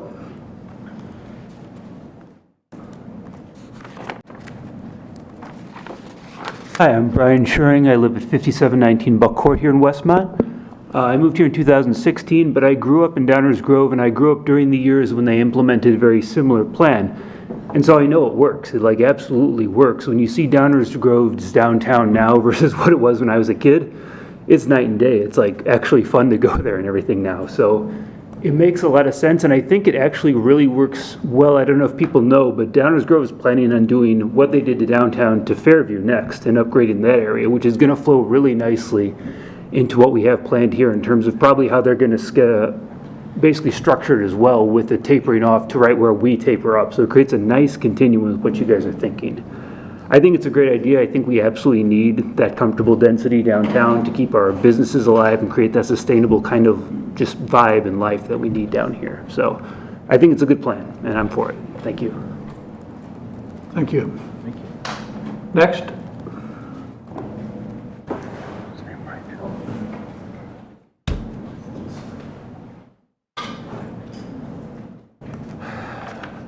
Joseph Dunphy, 102 East Burlington.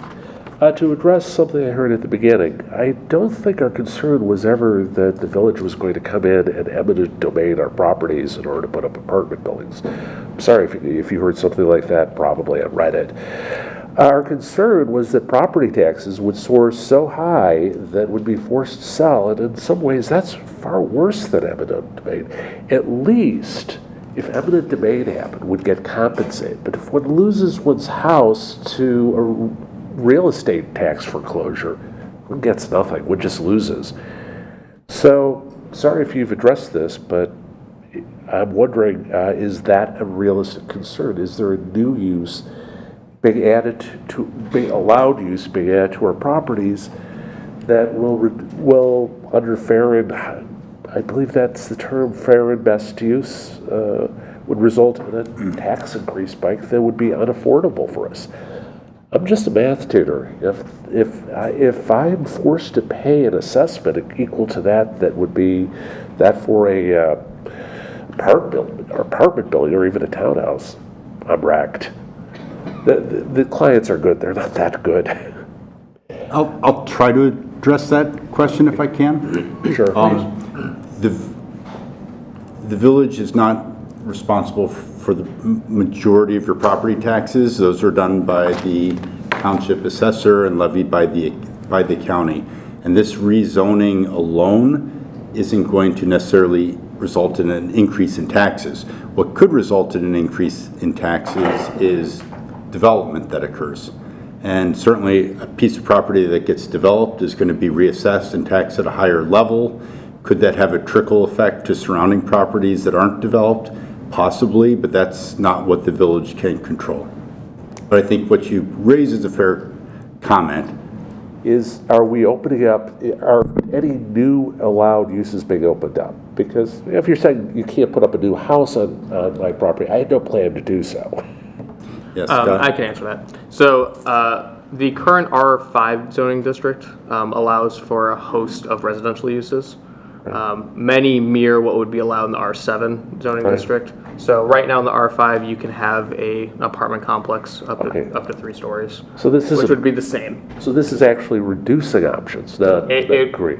It narrows the scope, but it also raises the standard for those buildings being constructed. Okay. Well, as for Bales, I'm sure nobody on earth has ever looked forward to a weekend trip to Bales, but we've all done it. Because sometimes you just have to clean the drain, the bathtub drain. I'm wondering, if somebody who can't drive is, where do I do that after Bales closes? Because if I try to go over to an Ace Hardware, say in Hinsdale, board the train with a caustic liquid, conductor might have some questions about that. What do we do? What do we do once Bales is gone? Bales doesn't do screens anymore. I've had to take my screens over to 63rd and Main, you know, and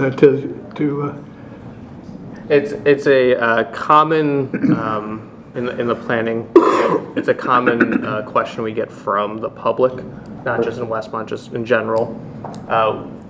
The zoning ordinance lists allowable uses. It does not dictate the market. Okay. So we can't determine if, let's say, a coffee shop is being proposed. We can't determine if that's going to be a locally owned coffee shop, Starbucks, or Dunkin'.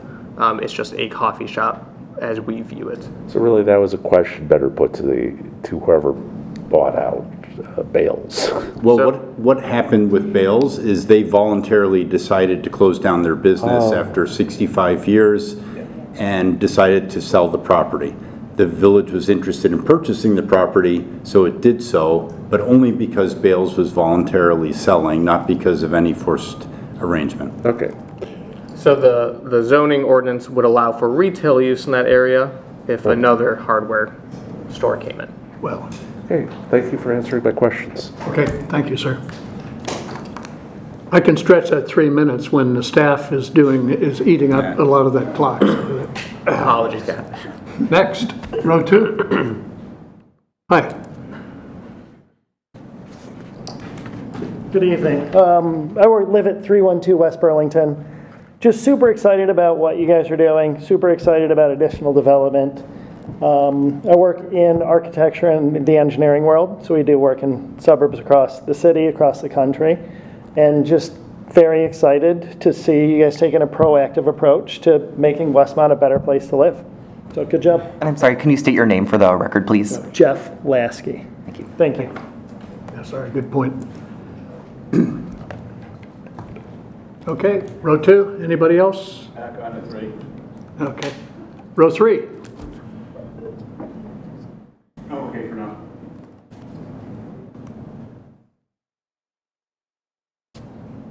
Rick? Nope. Wait, Nope. you got one before you. You got beat.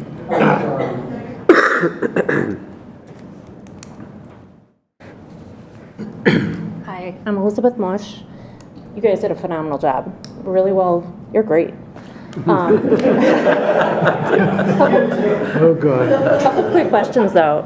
For someone who owns a house that's being changed from R5 to R7, how does that impact the sale if it's a small home that's the lot might not be easily converted over to row housing or multifamily? So we would still allow for single-family homes that are existing to be sold. So if And stay single-family home as they are? So we would allow it to be single-family. If an appraiser called us, which happens every day, we would let them know that what category the zoning district or standards they would have to use, which will remain the R5 for single-family homes only.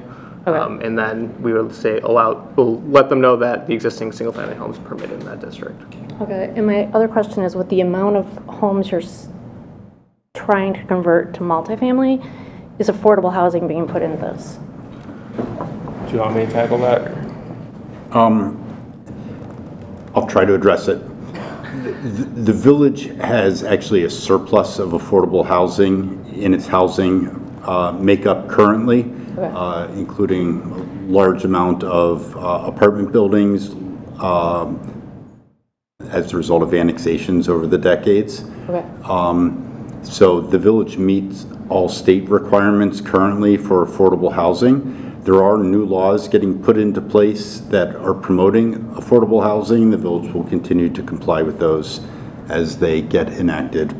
But there's no plan to specifically designate any properties or any areas as allowable for low-income housing. Housing is housing as far as the village defines it. Thank you. Thank you. Do I get called up? Yes, sir. Thank you. Rick Martin. I am a resident and have been for pretty near 30 years. Have seen quite a change. It has grown slowly in its development, and it's on the verge of getting there now. I'm hoping that this gets us there and it doesn't take forever to do this. So I wish you all the best of luck, and make sure that you consult with those in town here that have seen where we've been and where we're going. Thanks. Thank you, Rick. Row 3.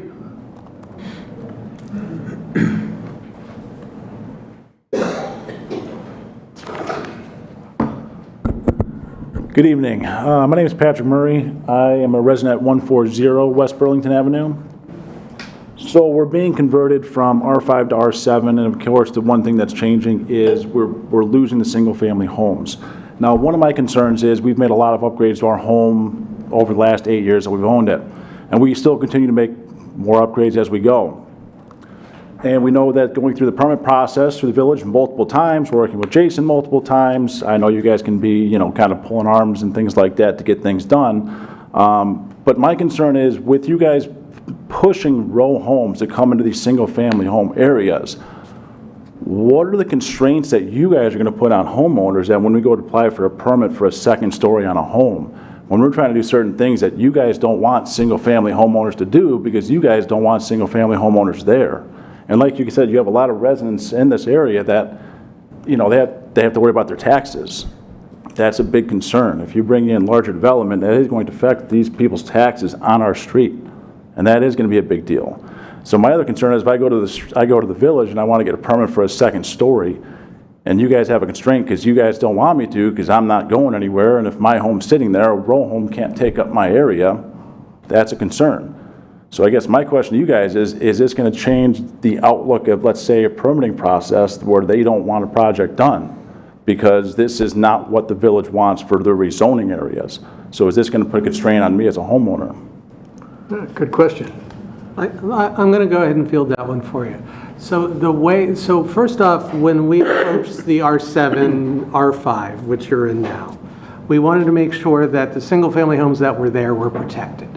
So we wrote it specifically to say if you have a home now, in perpetuity, you abide by the R5 bulk rules.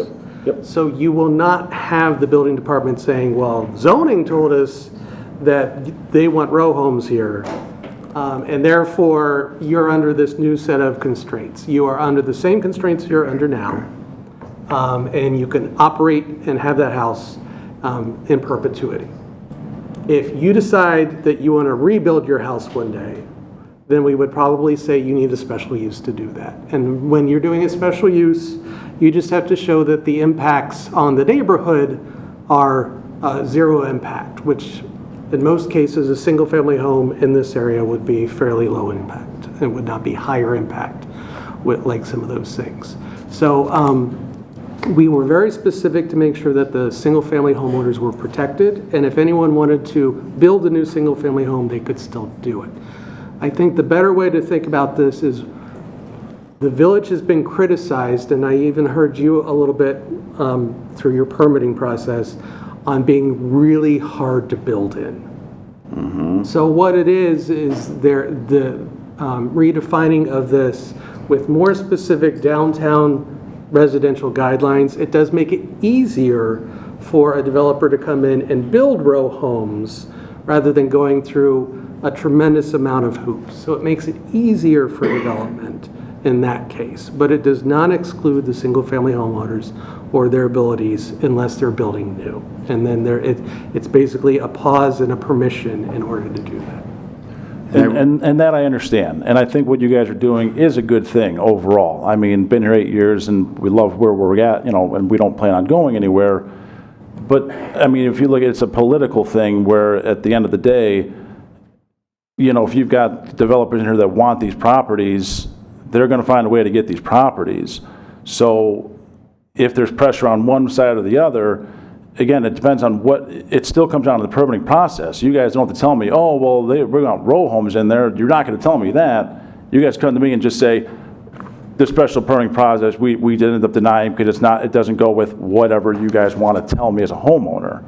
I guess that's my only concern. And that's not just for me, but anybody else that owns in the R5 district that's getting switched to R7. So That's my only concern. And to further expand on Joe's response, the village in its zoning ordinance has rules on legal non-conforming structures and the ability of property owners to expand those structures. So if you have a single-story, single-family house that's R5 that's rezoned to R7, you can add a second floor. Even if there's an encroachment into the front yard setback, let's say you're at 20 feet and you're required to be 35 feet, if you go straight up, you can add that second floor. You can also go back. What you can't do is increase any nonconformity. So for example, if the house is at 20 feet, but it's supposed to be at 35 feet, you can't push the house further forward. You can't push it further into the required setbacks to the side, but you can go up, you can go back, and the village would process that permit like any other permit. Okay. I mean, that pretty much answers my question. Just concerns, because I know that we have more projects coming forward, and the idea is you guys are really pushing row homes. There's always going to be some kind of constraints the village is going to put on homeowners to make sure that those row homes come in. So, thank you. It hurt. Thank you. Doug, if I could, I have a pet peeve. Okay, speak. A couple times taxes have come up in this conversation, real estate taxes, in particular in Westmont, in this area. 70% of your real estate tax bill, if you look at it, comes from the school district, right? And that school district is what's called tax capped through a piece of legislation called PTEL.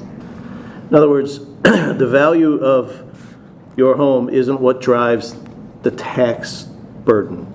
The tax burden is simply whatever the taxing bodies in Westmont will levy. And it's spread across all of the assessed value in 201. So theoretically, if you had a fair amount of development in these areas, you would effectively create, an addition to the assessed value, foundation, that those assessed values would eat the levy, because the levy doesn't just multiply based on increased value. The levy is capped at 5% or inflation, whichever is less. It's called PTEL. I'd encourage you to look at it. And again, 70% of your, and I know this because I served on the 201 school board for several years. I was the finance chair for a number of years. And it's a misconception held commonly in this town that if values go up, then your tax bills are going to go up, astronomically as well. That's not how the levy of taxes in this district works. And I'm happy to speak with people afterwards or whatever if they need to. But more value in these areas actually shifts assessed value burden away from single-family homeowners. And that's how it works. Your 3 minutes is up. Thank you. Next. Good evening. Good evening. My name is Noreen Kratz. I do live in Westmont. This is my second time living in Westmont. I lived in Chicago for a good portion of my life. I moved out of the Lakeview area because of overcrowding. We would actually drive down the street, roll our car window down to listen for a car starting in order to find a parking space. We were fortunate because we lived right off of Diversey, and there was a grocery store right on the other side of Diversey. I did speak at a presentation that a developer that was wanting to put an 8-story building in Section 1, I believe it is. It was at the high school, the presentation. And now there's another presentation next Wednesday, I believe, at the church over here. I believe it's the one at the high school several years ago. I believe that was 7. The proposal was 7 stories. Well, it was a tall one. Yeah.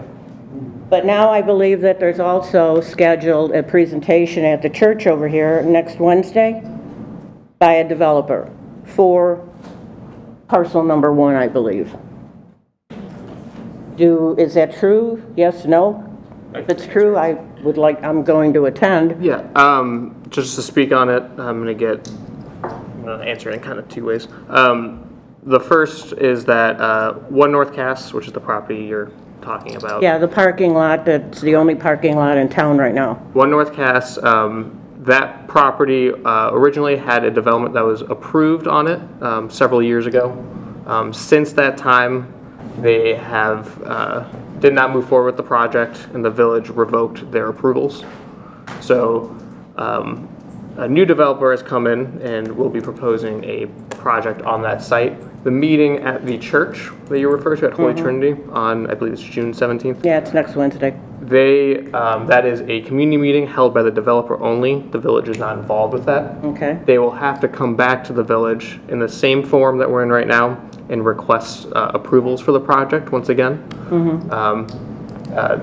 And you can learn more by attending that meeting, and I encourage anybody that's interested in that to attend that community meeting. Okay, I have a few other items. You talked about the process, but what is the actual purpose of the rezoning, and what does the village hope to gain by this, and what is your end game? You want me to go ahead and field that? You can go ahead. Okay, so I can do my best to answer for you. So, as we started this conversation in 2013, the community put together a comprehensive plan, and that was after many months of public input. And that comprehensive plan was supposed to dictate how we want our town to develop. Now, we are getting ready to go through a new comprehensive cycle, and before the end of this meeting, I'll mention that again. But basically, we are executing that plan. So, in 2013, the plan said we should direct development. So, in our old code system, you heard Scott say that in the B1, 3 stories was the maximum height throughout the downtown. This is trying to direct people to say when they want taller buildings, where do we want them? We want them in the first 2 blocks of town. So that when you have really low standards like we had before, the developers will say, well, if it's the same everywhere, you don't care if I'm here or there, I'm going to ask for variances, exceptions to your rules wherever I go. The intent of doing this is trying to direct people to where we want them to be. So that is what we're doing, is we're executing the plan that started in 2013. Now, so I did mention that, and this will be my one thing that I'm selling tonight, we are getting ready to start a comprehensive plan update. So as if you listen to me, I said the economy has changed since 2013. We are going as far with these rezonings as we're comfortable with the old plan. But the next step is we're going to take 18 to 24 months and get the public input on the new plan. But we worked really hard to update our zoning ordinance and create these new areas that try to direct development. And we are comfortable at this point with what we have before you tonight. So the intent of what we're doing is trying to direct where development goes. Okay. Okay, staff time does not count against yours, so I know you have more. Yeah, I do. Please. Please do not try to attract people to move into these structures because they can walk to the train. I hope you understand that ridership on the Burlington Northern is down 60% since 2019. So walking to the train is not a reason to be building apartment buildings all over the place. I understand the rezoning concept of this. That's not the issue. The issue with me is use actual factual reasons why you feel the need to put all of this residential area in one fell swoop, in one spot. Why do they have to be 3 stories high? What's going to happen to the existing businesses that are there? You know, I'm not seeing, and this is no reflection on you or any of you, but what I'm not seeing is what I'm also not hearing, and that is Why do you feel the need to look like every other suburb along the train tracks? I don't understand it. Hinsdale has a setup, they have green space. You're taking over a little parking lot that has age-old trees there to put up a 4 or 5 story structure because, and this is what I've heard on people talk about on the Next Door app, well, people can walk to the train. People are working from home and have been for years. In our economy, first of all, people can hardly afford to feed their families, let alone buy gas, because they still have to go to grocery stores either on Ogden Avenue or 63rd to get to the closest grocery store. What I'm not seeing is, I see what you want, but I don't see what is needed and why it has to be a certain way. Okay, anything else? Nope, that's it. Thank you. Thank you very much. Okay, I think we're finished in row 3. Row 4.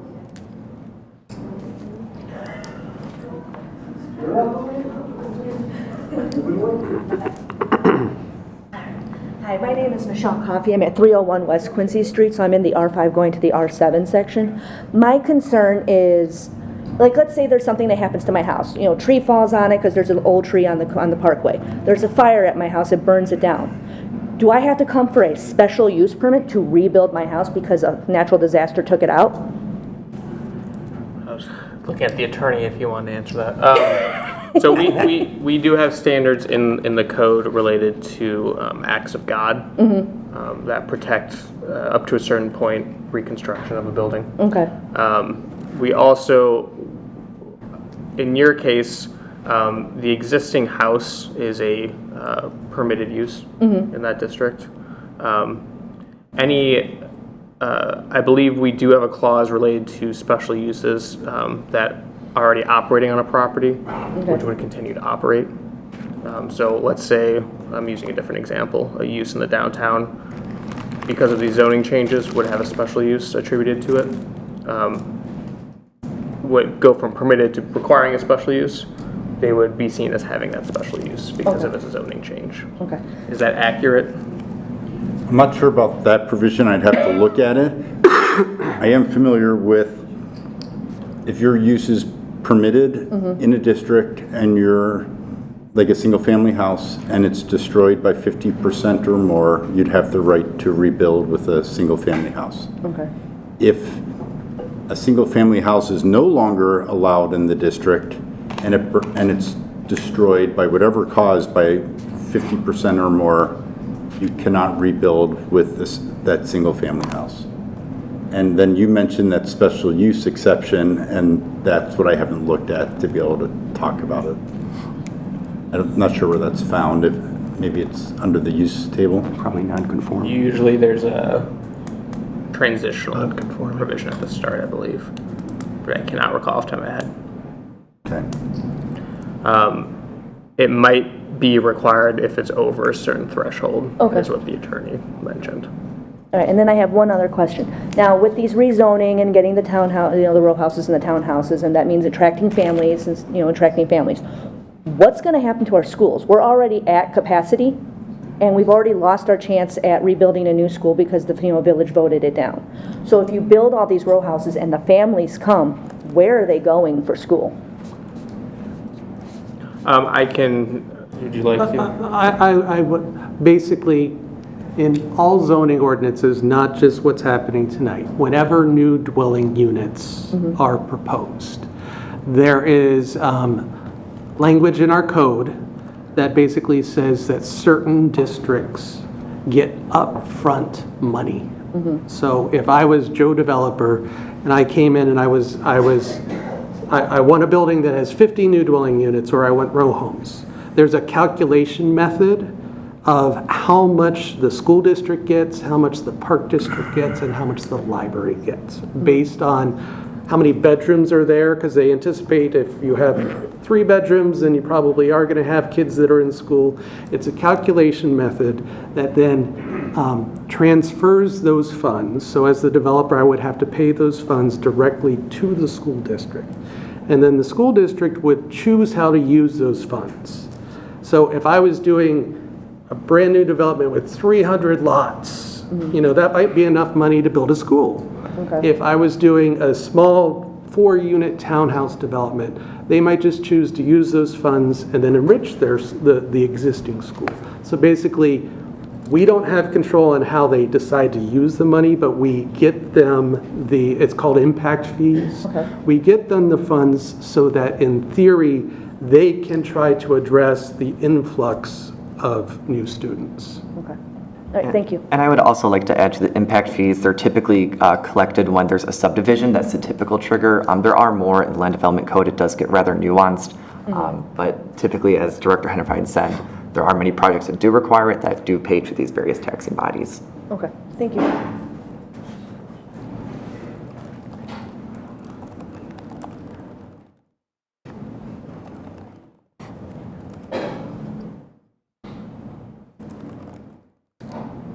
No, I think it went all the way to that side. Okay.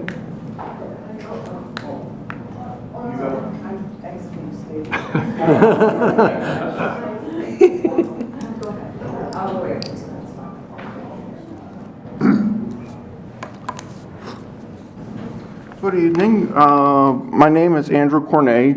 I'm wondering with rezoning if there's any thought being put in, what if there was a major economic collapse, say like that happened in 2008, that there's little capital for building, and even if that were to stall an already existing project, because I remember a lot of medium and large villages, they would have a project that was approved and they would demolish a block, and those blocks are still vacant. And part of what I wonder is like if there's ways of thinking about how to preserve businesses, smaller businesses, and even help out existing residents that kind of maintain the existing nature of the town to help it sustain a major economic collapse where there may not be any funding for projects. Thank you. Let's try to field that one. I know the village does have some incentive programs for existing businesses in the downtown area to help with facade improvements, building improvements, things like that. That's a goal of the village, to retain existing businesses and help them improve the buildings, et cetera, and keep their use going.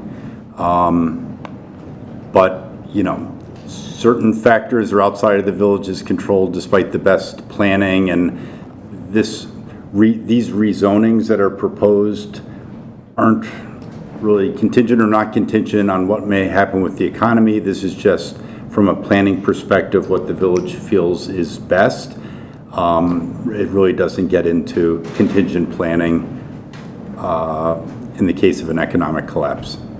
But it's a good concern. It's just hard to do when you're just looking at rezoning of property to take that into account. Anyone else?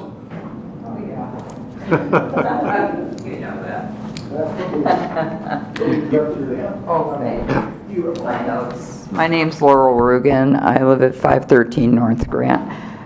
What I have, something I read online when I was reading through the packets of stuff this morning, and something about preserving historic character of the community. How is tearing that stuff down and putting up these huge condos and stuff, preserving it? And the same on the corner down there. Nobody seems to be addressing the traffic mess that we already have, and that's just going to add to it. And it's been brought up, of course, that where's everybody going to park? I mean, there's that little parking lot, because you want to develop that too. I just see everything being overcrowded and crushed. And where I live, it's a different topic, but what they want to do with the Miller School area too, because they want Grant Street, because I went to that meeting. It's like it's already like a parade route with people cutting through from on Traub down Grant, and that's just going to make everywhere I'm hearing is just traffic, traffic, traffic. I may as well move to Chicago. It's getting nuts here, and I'm just concerned about with more of this and feel like trying to force people out of their little cottagey homes, their smaller homes. What's going to happen to the little homes and businesses on East Quincy? The row house thing, like that gentleman spoke about where he's at, I totally agree. And the other woman about the flooding, but it's just like everything's just getting too congested. And it's supposed to be a nice little town, once upon a time. And don't have to be like Downers Grove. This is Westmont. Don't have to be a cookie cutter. I thought, we were classier than them anyway. So thank you very much. Thank you.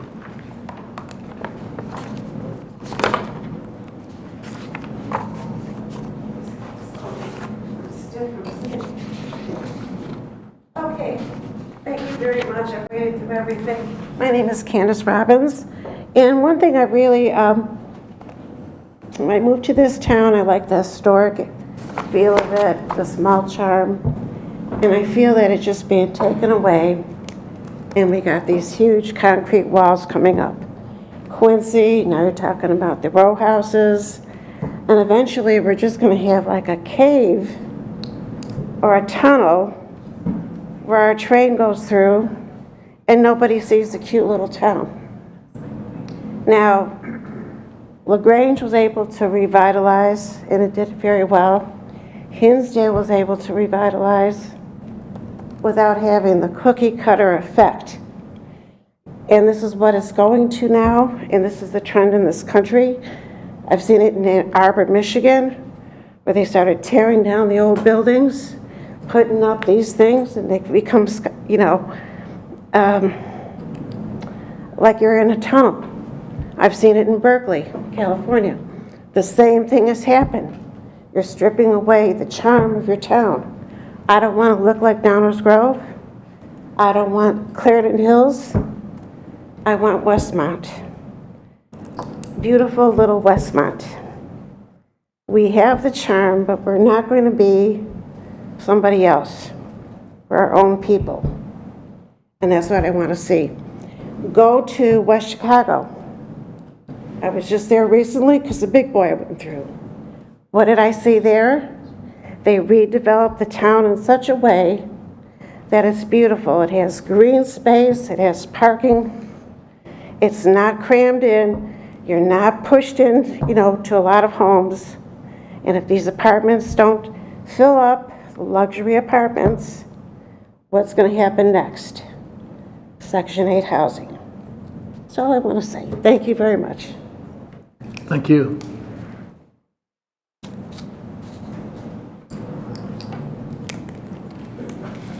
You've been sworn in, ma'am. Okay.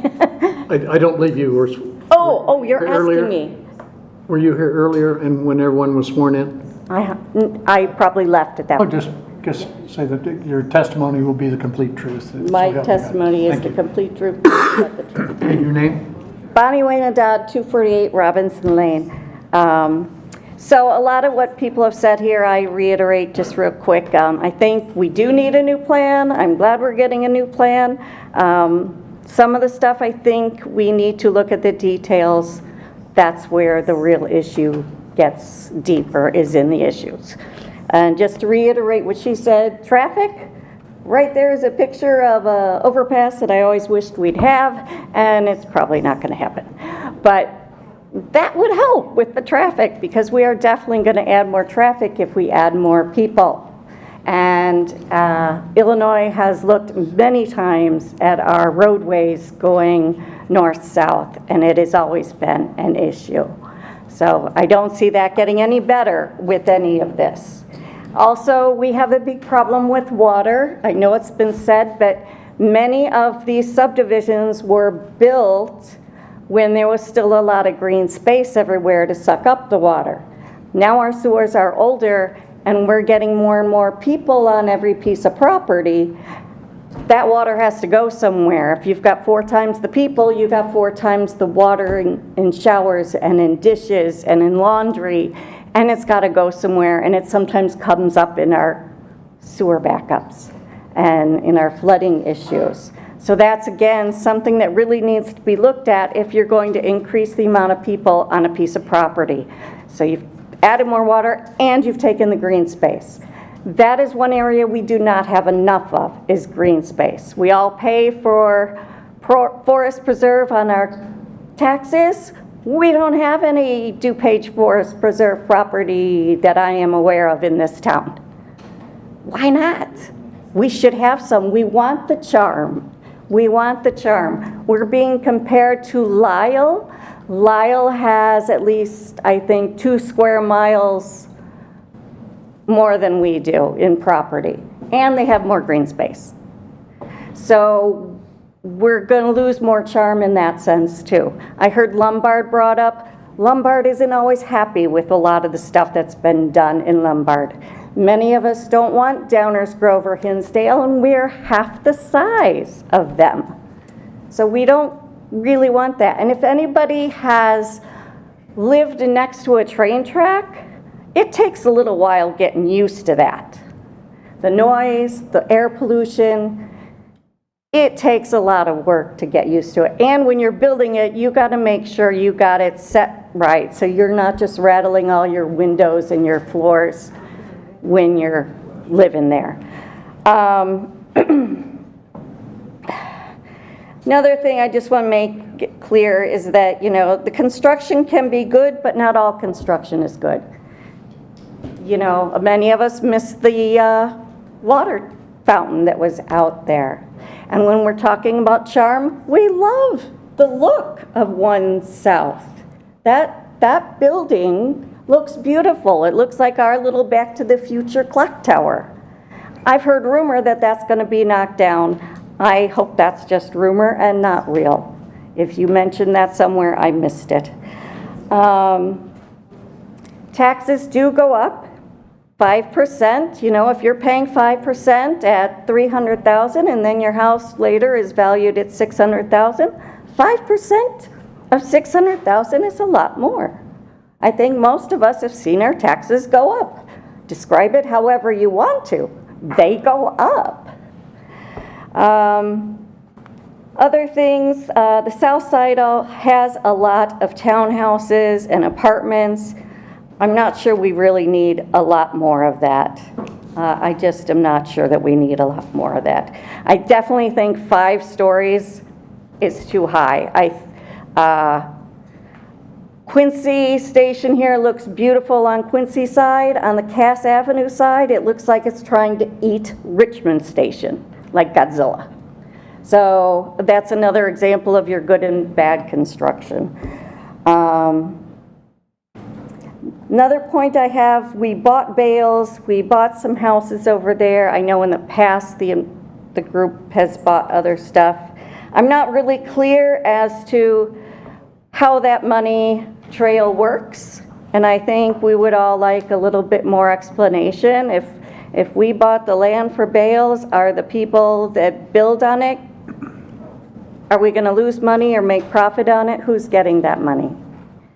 I don't have any clarity on that, so I'd like a little bit more. Okay. And I'll just chime in on that. Unfortunately, the purpose of this public hearing is to consider the rezoning of properties.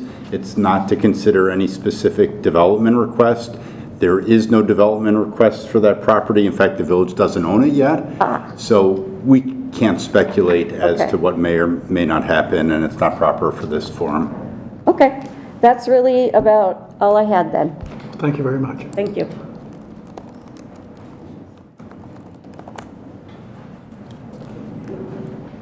Mr. Chair, may I also add, you might want to, because there might be people in the side room, you might want to use your microphone to let them know they're welcome to come up. Hi, my name is John Habman. I live at 224 West Burlington. I'm actually in a duplex, and it replaced a single-family home that was 900 square feet, I believe, in or about. So this is just more informative to my fellow residents, in the fact that that property was roughly taxed at about $5,000 a year, and now that there's 2 residents on that same property, the state and local government now gets $22,000 a year. So taxes will go up, and that's an incentive to the state and local government. I just want to let people, I'm not opposed to rezoning. I'm just pointing out that we need to be very careful how many of these duplex homes we put in, because it will destroy the look and feel of a neighborhood if you have one after the next. And some of these houses will be dwarfed by others. Developers will come in and take advantage of that. So I just want to make that aware. So, thank you. Thank you.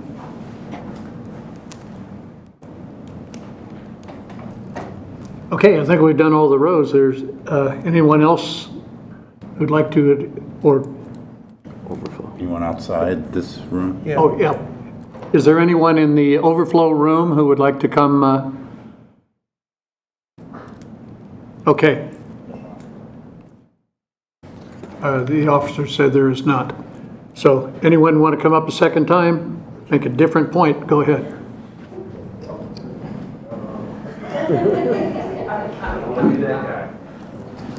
Okay, well, now that I've been assured that there aren't any actual new uses being allowed, really, so nothing to worry about. Any actual what?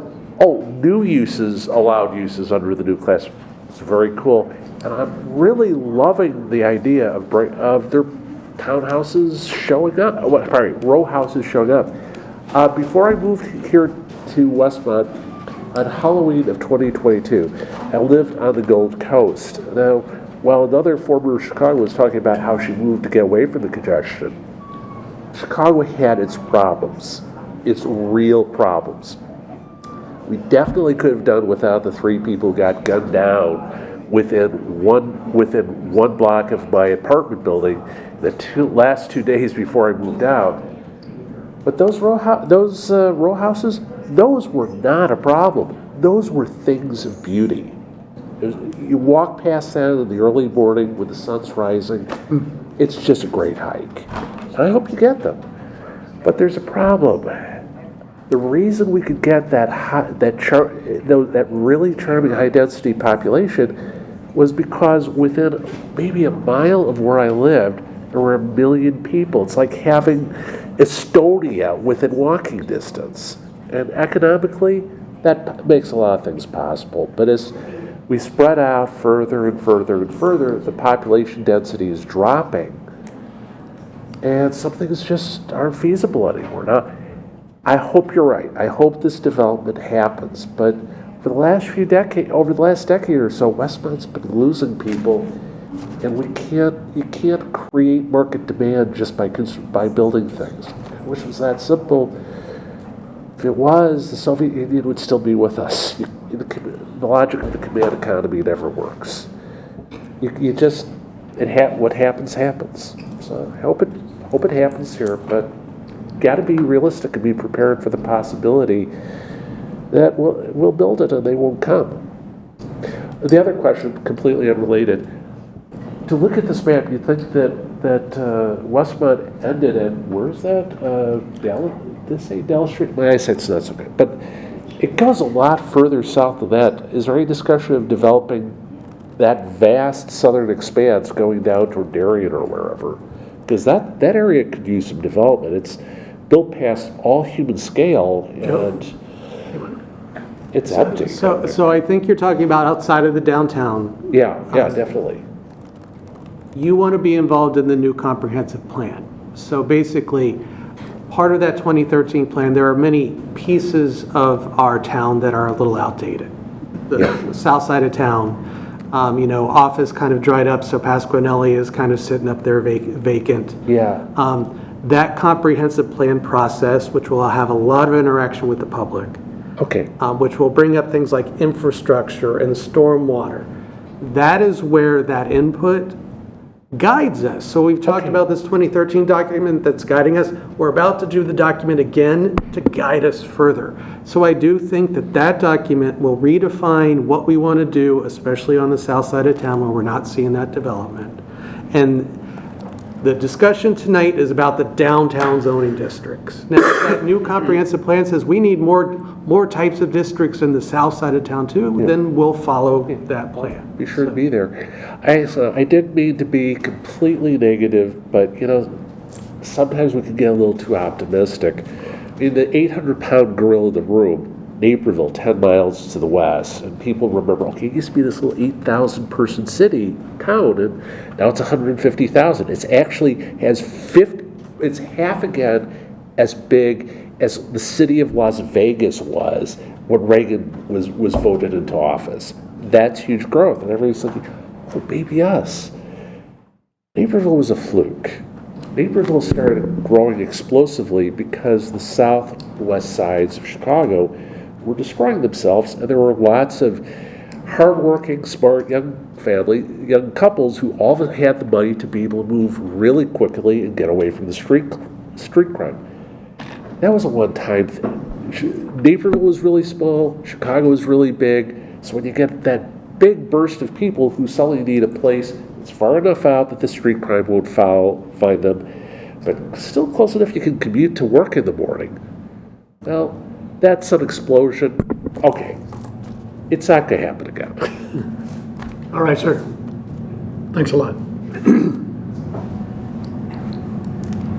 Anyone else want a second shot? Yes, sir. Yeah, just a quickie.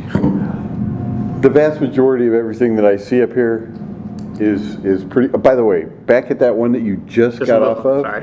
What's purple? Purple is M1 Limited Manufacturing.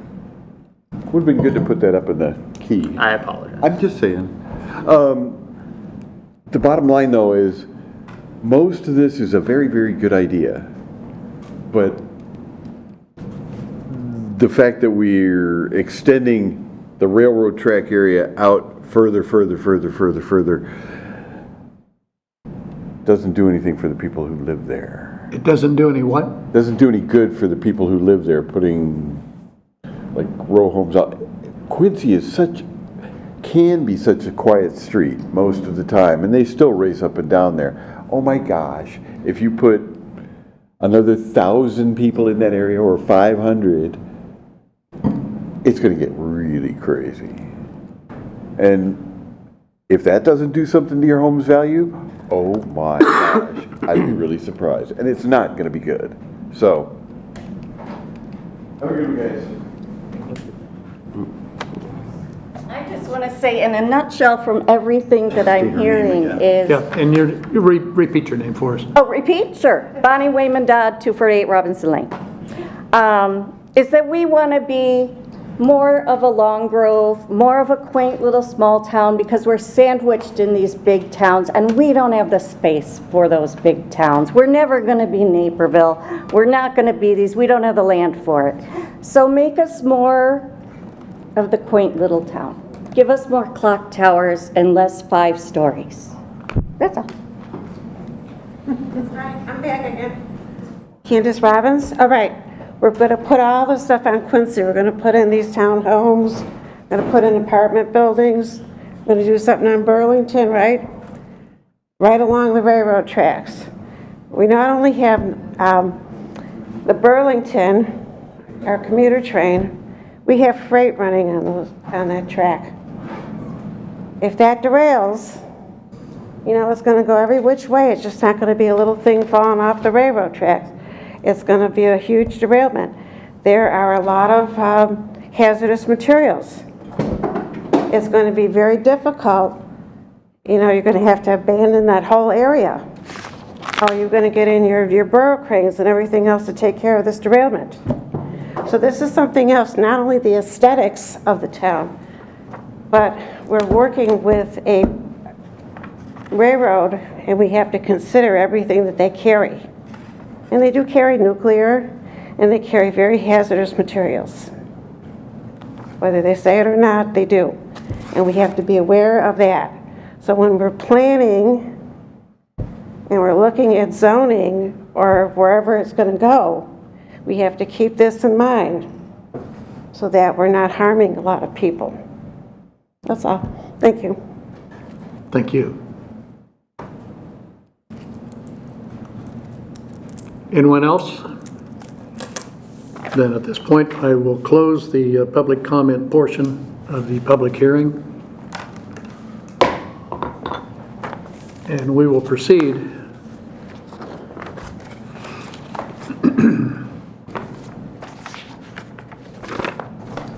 with the commissioners. And we'll be taking these one at a time and voting on them one at a time, as we said.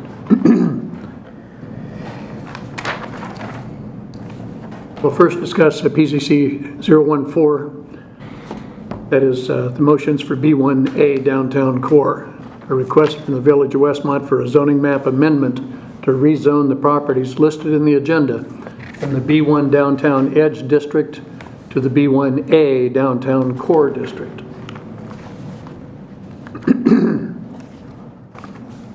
Chair Carmichael, if I could kind of explain how commissioner discussion might work for some of the new members. Please do, yeah. For the public hearing, having heard from staff, often there's also a separate petitioner.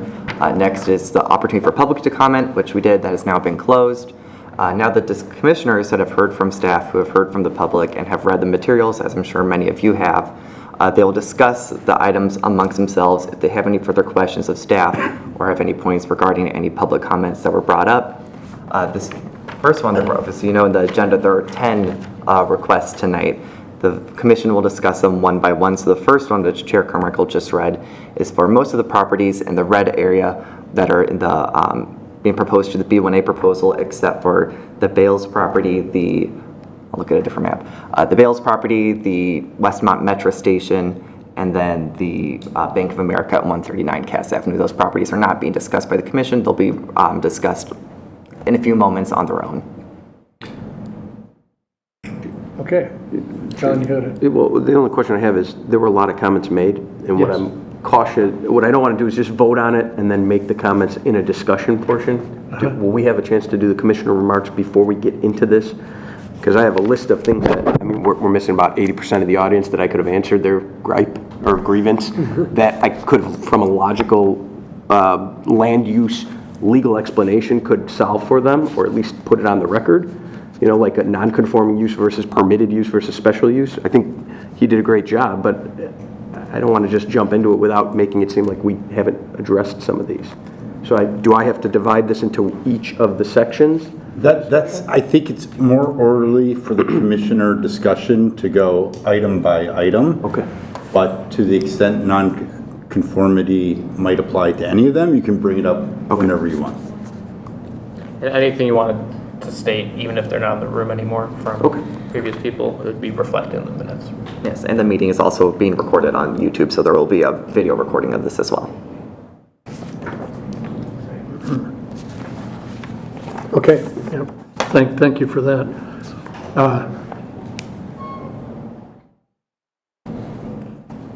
So, any commissioner comments on this rezoning? I'd like to begin on this. There were some concerns where the homeowners mentioned saleability and the ability of being able to continue their use. Some towns are different. Most of the time, when something is allowed and then no longer permitted in the future, it would be considered a legal non-conforming use, right? One of the things that I do want to make sure of, this was a great point that was brought up by, I have it on here, 51%, last name I think was Coffee from 301 West Quincy. The rebuild letters, I know some towns issue that. I'm guessing that we have in our code, like almost every other municipal jurisdiction, that if more than 51% of a non-conforming property is burned down or whatever it is, destroyed, that you lose that original designation. I think what I would recommend to the board to kind of not complicate matters is to assure the residents that if their use remains residential, right, if they're using the grandfathered in use, that they be permitted to be able to rebuild. However, if they vacated that use and someone uses it for a business, you don't get to go back and say, hey, I want to make it by right single family. And so I think ultimately that's the trend, that what we're trying to do is, we don't know who's going to sell and when they're going to sell. And some people like the historical value, and I'm having a blast from the past because I know Back to the Future and the clock tower, and I'm thinking, my daughter's not going to know what that means. So I've reached that point in my life. But one person might like the historical aspect, but if I'm the owner, I want the ability to sell. It's my asset. And so you can't encumber one sometimes. Zoning can be very contradictory, it's very upsetting, and it's very complex. And especially when it comes to individual rights versus collective good, it oftentimes conflicts or has run-ins. Ultimately, if you like the historical view, then as the owner, you don't sell it, or you sell it to someone who's going to do it. At the same time, if this development or these proposed rezonings increase your property value, you don't have to sell to whoever it is who wants to build row homes. You can keep your home. This is not forcing anyone to sell their home to build row homes. But it does allow the option for an owner to sell their home and buy and allow a developer to create row homes. Some people might say, well, I don't want it, so I don't want my neighbor to be able to do that. It works both ways. They might say, I don't want you to be able to keep a single family. I want you to be able to do row homes. So it's a push-pull. At some point, what we're trying to do is allow a little bit more uniformity through the village so that you don't have a scenario where you have manufacturing in this district, which is a very, very high use and unrestricted use, combined with residential in the other areas. There's some things in our map that just need correction, and it's great that we're redoing the comprehensive plan coming up after we just did the zoning code. But I think that those concerns, although they're valid, everything else on there is ultimately whether or not we want to prioritize the owners to make decisions. And can we just pull up the one item where it shows permitted versus special use versus prohibited? That's the only thing I want to put on the record. There was a gentleman who I think made a few comments about staff if he wanted to build an addition. And so easiest answer is, if something is permitted, you come in and get the permits for it. So if the height for a RS5 or R5 house is 35 feet and you only have one story and it's 20 feet and you want to go to 30, you come in for the permit. But if you want to go to 40, you don't get that by right. You have to go in front of the village, and it is allowed to be used against your case of this is not what the long-term view is for the plan. Doesn't mean you're going to lose, but what I'm saying is it's allowed to be taken into account. And I think there's some confusion as to how that process works. So again, if you have the house there, it doesn't stop you from following the bulk areas, or the bulk standards are the same now for those single families as they will be in the rezoning. It just allows more opportunities if a developer wants to come in. And here's the reality is right now we just don't have enough people wanting to come forward with ideas because they feel that our village is difficult to work with. Through no fault of staff, it's probably because we're operating on a 50-year-old code up until last year, and we're having a comprehensive plan that's pre-COVID. We're seeking to remedy this. We always have the ability to say no. That's why we're appointed commissioner. That's why we have elected officials. And at some point, there has to be a trust that we're not going to lead our community in the wrong way because we're all residents of the community. My hope is just that just because we rezone it doesn't mean that's what's going there tomorrow. Doesn't mean what you're going to see is cookie cutter what everyone else has. But we at least want to encourage people to come forward to the village to make that proposal. And that's the only comment I would like to make, which I think encompasses about 15 of the items. Anyone else? Well, as it relates to the B1 to B1A, Scott, can you speak to, I'm going to forget your name. Stephanie. Stephanie made a comment about extending the B1A north of Irving, and I know you guys talked about that at some length. Can you just kind of go through that rationale for us? So the plan shown here, the proposal, went through several discussions. First was at Planning and Zoning when we were discussing the comprehensive zoning ordinance amendments. It also went to several Community Development Committee meetings, which is a committee of the whole that includes the village board. And we presented different proposals based on different plans throughout our comprehensive plan. At that time, we presented this proposal, and they said that they were okay with us presenting it to Planning and Zoning as shown. So that's where this plan, ultimately, the final draft came from for these rezoning requests. We did have discussions about much larger rezonings, but we did not feel comfortable at this time to even discuss that without the comprehensive plan having run its course for those extended rezonings, if they were to ever occur. So we did have a proposal that stopped at Irving for the downtown core originally, and north of there would have been the downtown edge. We were asked to extend that after a CDC meeting. So that's where this final draft came from ultimately, was discussions back and forth with elected officials and appointed officials at the commission level.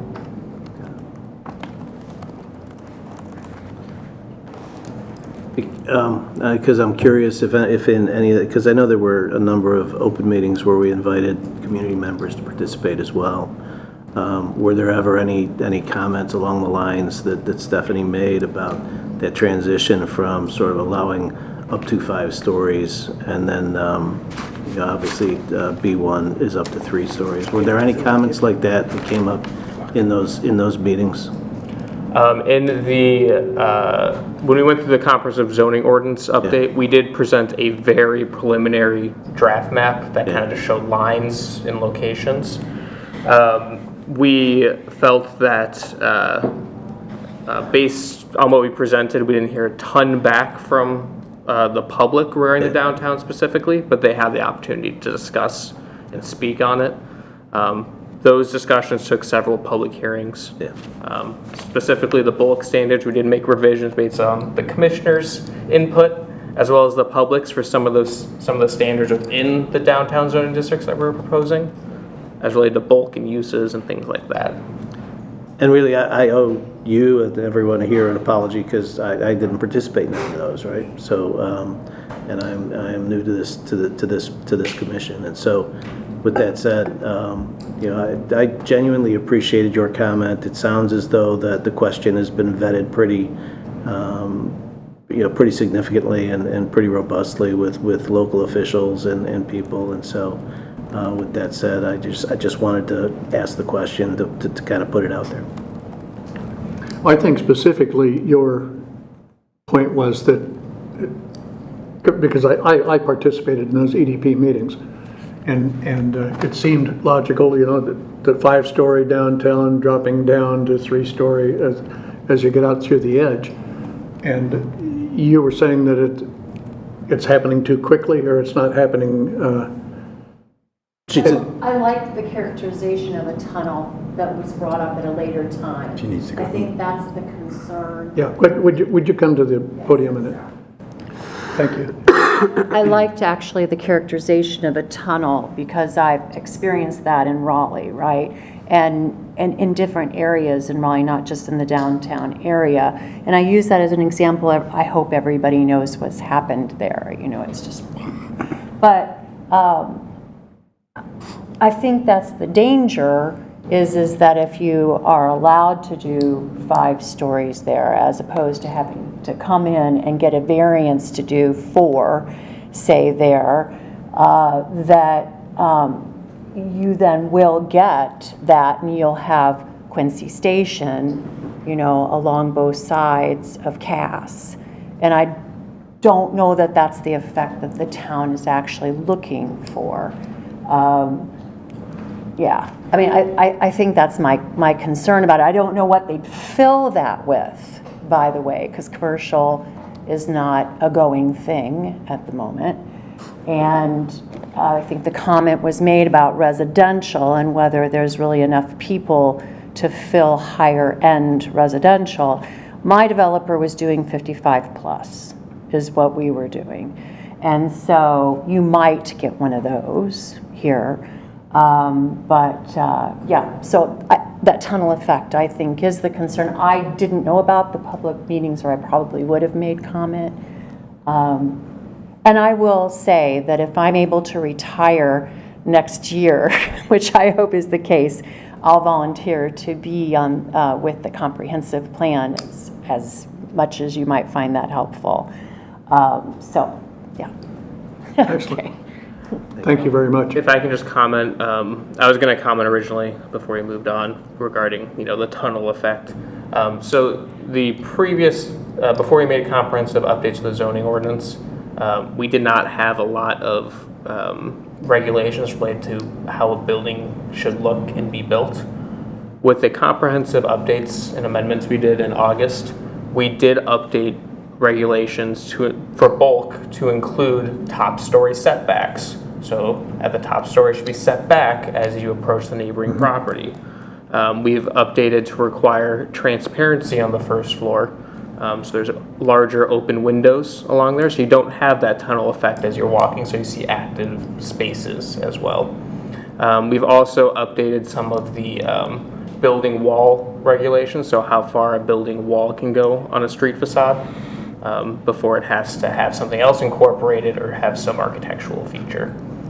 So those are implemented in the code to help reduce the tunnel effect you might feel within a downtown. And to sort of just wrap this up for me anyway, the B1, because the question in front of us at this point is the B1 to B1A, the downtown core in the red. It is simply this, we have struggled to get development in Westmont. And to the extent that there are proposals for multi-story, where you have commercial on the ground floor and retail or whatever else on the ground floor and then residential on top, it is the first place for it to happen is, for instance, 1 North Cass. It's going to be closer to the core. And so as much as the B1A designation may attach to the to the buildings and to the spaces north of Irving, I think you're a long way away from seeing a developer get terribly excited about doing something big there. And just look, this zoning map, it's a canvas. It's really all it is. It's a canvas. And ultimately, what gets painted on the canvas will be up to the artists, and the artists are going to have to talk to a lot of people in Westmont before that gets done. Wow. Stephanie, would you leave your card with us before you leave tonight? They don't give me a card. I'm happy to give you my contact information. Yeah, I would recommend if you're interested in the comprehensive plan, contact staff. Notice that I have not revealed who it is that I actually work for. So Accept her to volunteer right now. I get clearance on that too. Any further discussion on this item 1? Let's take it to a vote. And PCC 014, item 1, the map amendment to rezone the properties from the B1 Downtown Edge District to the B1A Downtown Core District. Chair would entertain a motion to approve. So moved. Thomas. Second Motion Simpson. Thomas. Second Simpson. Okay. Discussion? Seeing none, roll call. Commissioner Simpson votes yes. Commissioner Thomas? Yes. Commissioner Donahue? Yes. Commissioner Charleston? Yes. Chairperson Carmichael? Yes.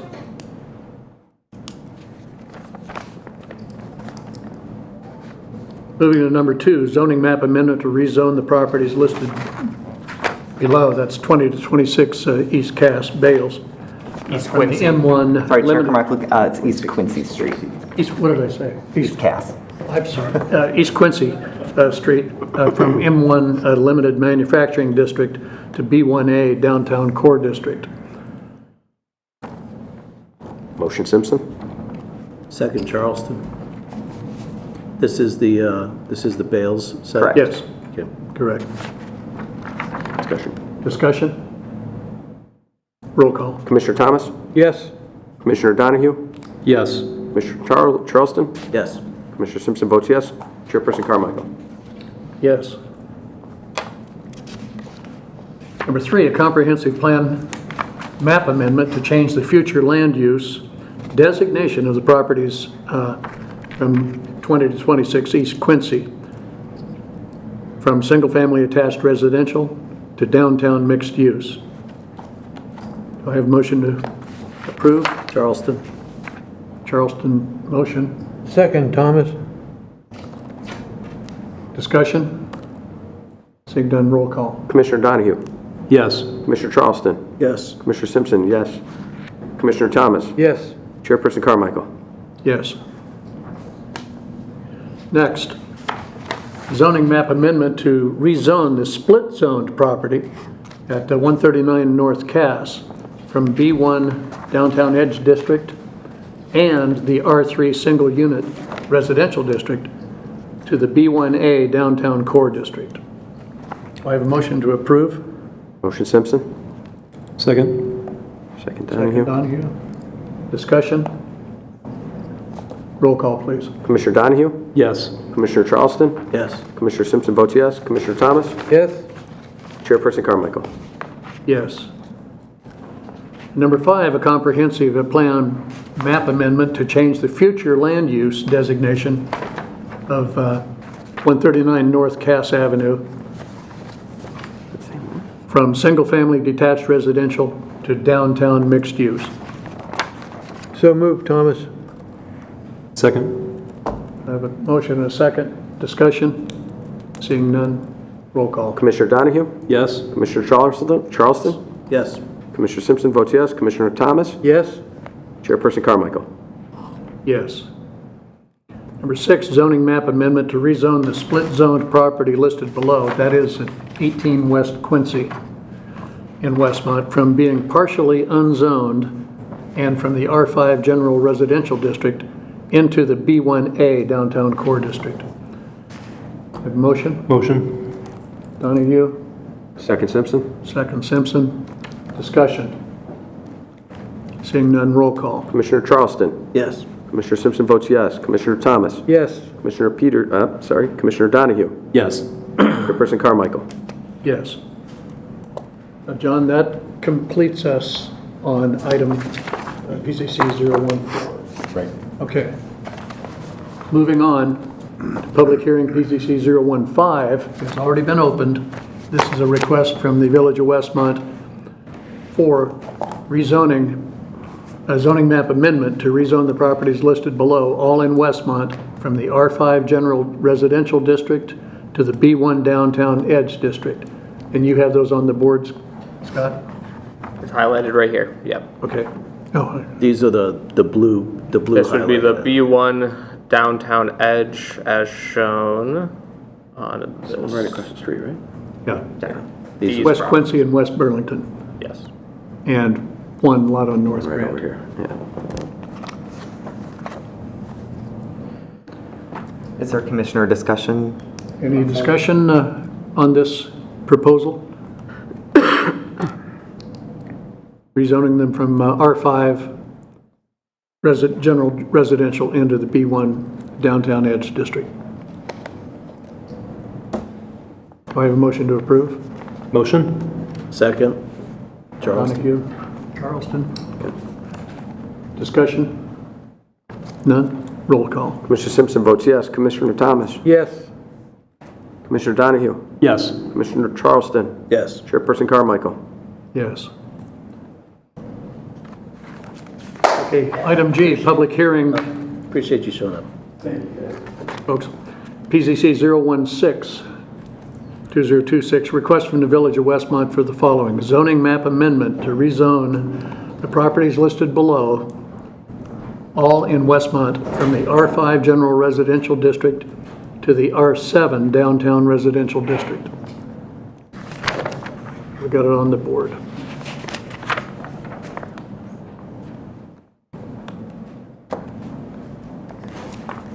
Do I hear any discussion? A question. Good. 205. 205 East Burlington? East Burlington. East Burlington. It strikes me as odd. Yeah, one of the reasons why staff proposed to have this included in the R7 proposal is given that it already is zoned R5. We don't want to, the comprehensive plan discourages the practice of spot zoning, so that's when, whether you rezone one property to its own district, kind of leave all properties but one to its own district. So that's why with all the other 5 along these stretches of Burlington and Quincy are proposed to be rezoned R7. Okay. And to further expand on that, Public Works next door is also zoned to R5, but as you may remember from our December meeting, those of us that were on the commission at the time, there were public hearings to rezone these properties to the PI. It's a public and institutional district. It is anticipated at some point the village might propose to rezone this property, the public works, to a public zoning district. But of course, the downtown rezoning is another project that hasn't happened yet. But if that was rezoned PI, then this would potentially use this property as a spot zoned. All right. Do I have a motion to approve? Motion Simpson? Second. Second Donahue. Further discussion? Seeing none, roll call. Commissioner Thomas? Yes. Commissioner Donahue? Yes. Commissioner Charleston? Yes. Commissioner Simpson votes yes. Chairperson Carmichael? Yes.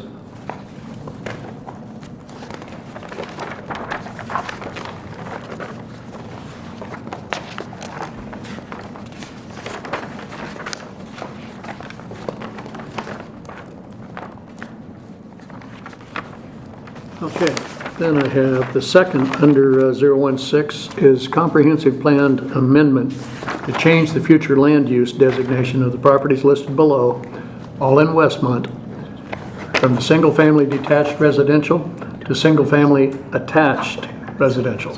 Detached to attached. You see the properties.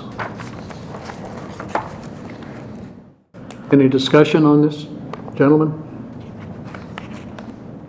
Do I have a motion to approve? Motion, Thomas?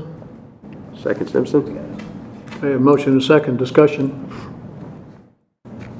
Seeing none, roll call. Commissioner Donahue? Yes. Commissioner Charleston? Yes. Commissioner Simpson votes yes. Commissioner Thomas? Yes. Chairperson Carmichael? Yes.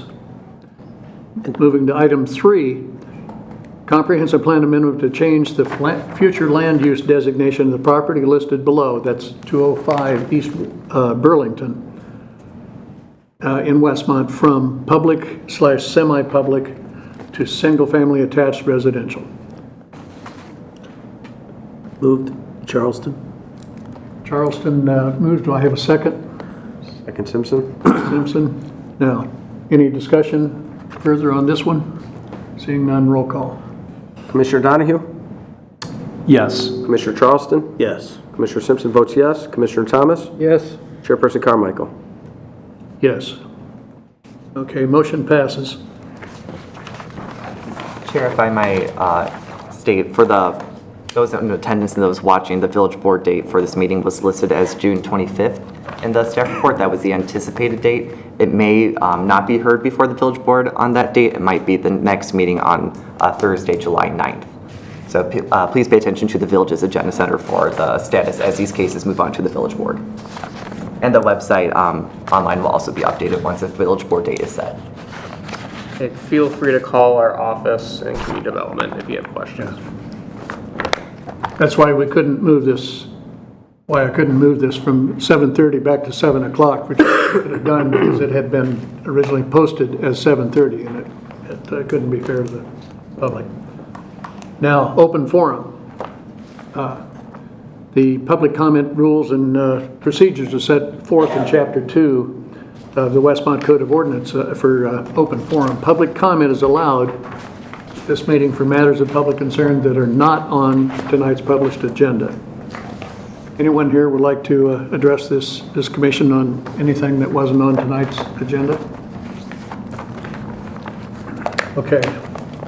I almost said good. Finally, under miscellaneous, before I call for an adjournment, I would like to point out, perhaps I should have done it earlier when the room was full of people, that Commissioner Thomas, would you stand up? This gentleman was appointed to this commission in June of 2001, 25 years ago this month. And that's, well, it's very special. We'd like to thank you very much for your service, sir.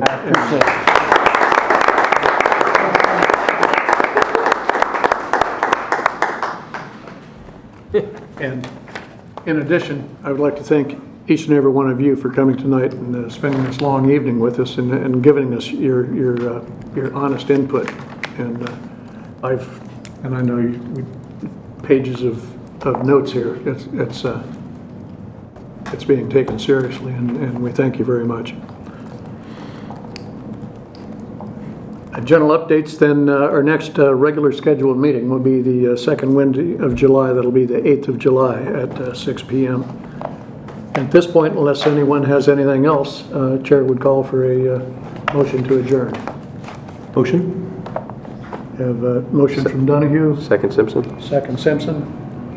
No discussion. All in favor? Aye. Say aye. Aye. Opposed? This meeting's adjourned at 9:49 p.m.